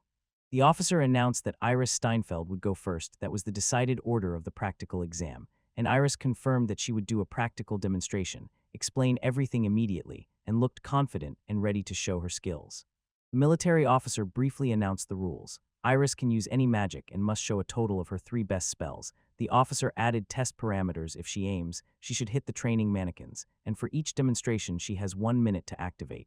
The examiner gives the signal. Iris instantly casts magic. Complex symbols and effects explode around her. She wastes no time and begins to show her skills. The camera shows the platform with mannequins on stands all over the field, which will be her targets, and a young viewer, trembling with shock, asks what that was. Wasted a laser spell, clearly impressed by Iris' first trick. Jet smiles and says that offensive light magic is rare. He is sincerely impressed by what Iris just did. Jet pushed Iris, move on and show us your second spell. Iris replied that she was ready. Jet gives the signal to start. Iris prepares to cast the spell, shifting her feet into the correct position. Examiners in robes stand nearby on the observation platform, holding their breath, intently watching as Iris below prepares her next demonstration. Suddenly behind Iris, a huge, intricate magical circle emerges. Inside it, someone's legs can be seen gradually dissolving into the air, and Iris shudders in shock, watching the spell begin to take effect. Iris cannot believe her eyes. The person's body simply vanished completely. The spell worked perfectly. One of the examiners analyzes its effect, says that although it is not direct attack magic, it is extremely useful, and asks Iris how long she can keep this spell active. Iris confidently replies that she can maintain it for another 10 minutes. Jet nods approvingly and tells her he understands. He is clearly pleased with how she is managing so far. The examiner asks Iris if she is ready for the final magical performance, and Iris affirmatively answers that she is ready. The examiner gives the signal they may begin. Iris's magic awakens, and the circle beneath her feet bursts to life. Iris stands in the center of the arena, with her arm extended, several magical circles glowing and pulsing with power appearing on the ground around her. One of the examiners notes that this time it will not be possible to erase it. The spell turns out to be much stronger than her previous ones. The magical circle releases a powerful surge of energy. Light tears outward from its pattern. When the light dissipated, 2 identical irises stood opposite each other in the arena. She had created a perfect copy of herself, and Iris reacted with surprise when the examiner addressed her, and apparently satisfied with what he saw, ordered her to step back. The examiner announces that the next is Eberhard, and asks if he is ready for a real fight for his test. The atmosphere immediately becomes much more serious. Iris wishes him luck. Haru replies that he will give himself fully to the fight and is ready for whatever comes next. The examiner explains that for Haru's opponent they have prepared a special person. Even among the elite of the Special Magic Corps, she is considered one of the best. She is called a fight maniac, and the examiner clearly enjoys this match.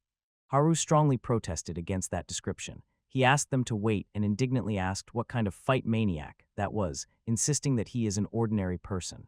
The examiner sharply replied that an ordinary person would never be put against someone like Haru. Someone calls Captain Siegfried. Another voice responds. A young man appears with spiky light hair and a cheeky smile, wearing a military cloak, and asks if Haru is his opponent in this duel.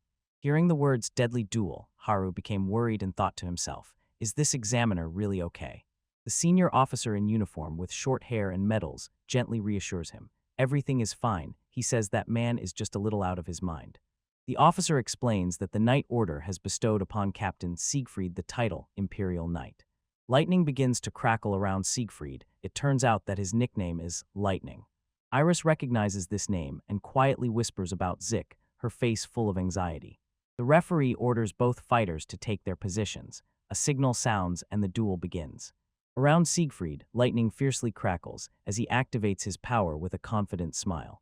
Siegfried shouted menacingly, "My lightning is incredibly fast, don't underestimate it, Haru, or you'll get burned."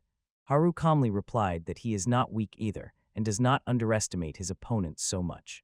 Siegfried thought about how to punish this arrogant kid, while Haru ignited his hand with fire and launched an attack, saying that Siegfried's threat is by no means peaceful, and noting that this is all he is capable of. They collided with an explosion of speed and power. The blow pushed Siegfried back. He twitched in surprise, smiled, and said, "Not bad," realizing within himself that Haru is faster than his lightning technique, and even faster than the style of the Northern War general. Haru says that for the first time since the division captain, someone blocked his attack at first glance, while Siegfried stands in the doorway, unable to comprehend that Jet managed to block the same technique. Siegfried carefully analyzes Jet's fighting style and notices, Jet is a power fighter with instant enhancement, so that's why a fighter of this type was able to immediately defend against the ultra-fast stab of Captain Jeffrel. In other words, the same principle works here. Haru smiles confidently and activates his magic. The air mine, the technique of floating mines, unfolds. Several spherical mines appear above the arena, hovering in the air. Siegfried raises his eyes to the set magical traps and watches the situation closely. Haru says that Siegfried's strike was surprisingly interesting. Haru looked intently at Siegfried and directly stated that Lightning-san has not hurt him at all yet. Siegfried's face darkened. He barked at Haru that he doesn't care if he is some falling star, but if Haru continues to be insolent, he will regret it and feel real pain. Haru calmly replied from below that he would gladly watch if Siegfried shows something. Siegfried shouted that he would kill Haru 100 times, and Haru smiled and called Jet, apologizing in advance. "Sorry if I accidentally break something, forgive me."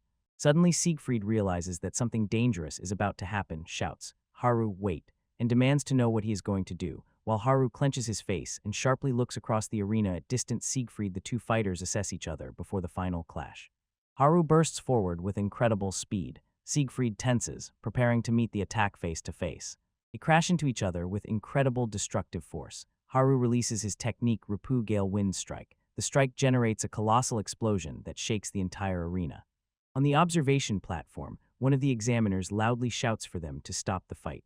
A small elf examiner urgently calls out while the dust settles. The examiner sharply orders someone to check the condition of Captain Siegfried. From above, a huge crater in the arena floor from the strike is visible. Siegfried lies motionless among the debris. A female examiner examines him and reports that besides a concussion, he has numerous fractures and cracks all over his body, but no life-threatening injuries. Siegfried lies unconscious on the ground, eyes closed. Someone notes that he managed to avoid a direct hit and praises him as befits the fastest. The observer analyzes what just happened and notes that Haru possesses close combat, defense, ranged attacks, and even carpet bombing technique to suppress the area. The variety of methods in his arsenal is simply impressive. The observer concludes, Haru is like a human fortress. Someone repeats this phrase with disbelief, human fortress. The narration emphasizes that Haru used the Ripu technique in a real fight for the first time, and even he must admit, it was a brilliant move. The small elf examiner stands on the upper tier and looks down at the arena, warning Haru that in the special magical core there are many people stronger than him. Her words reach him, Haru's face becomes more serious, and a clear thought appears in his mind. There is still a long way ahead, he must push himself even harder.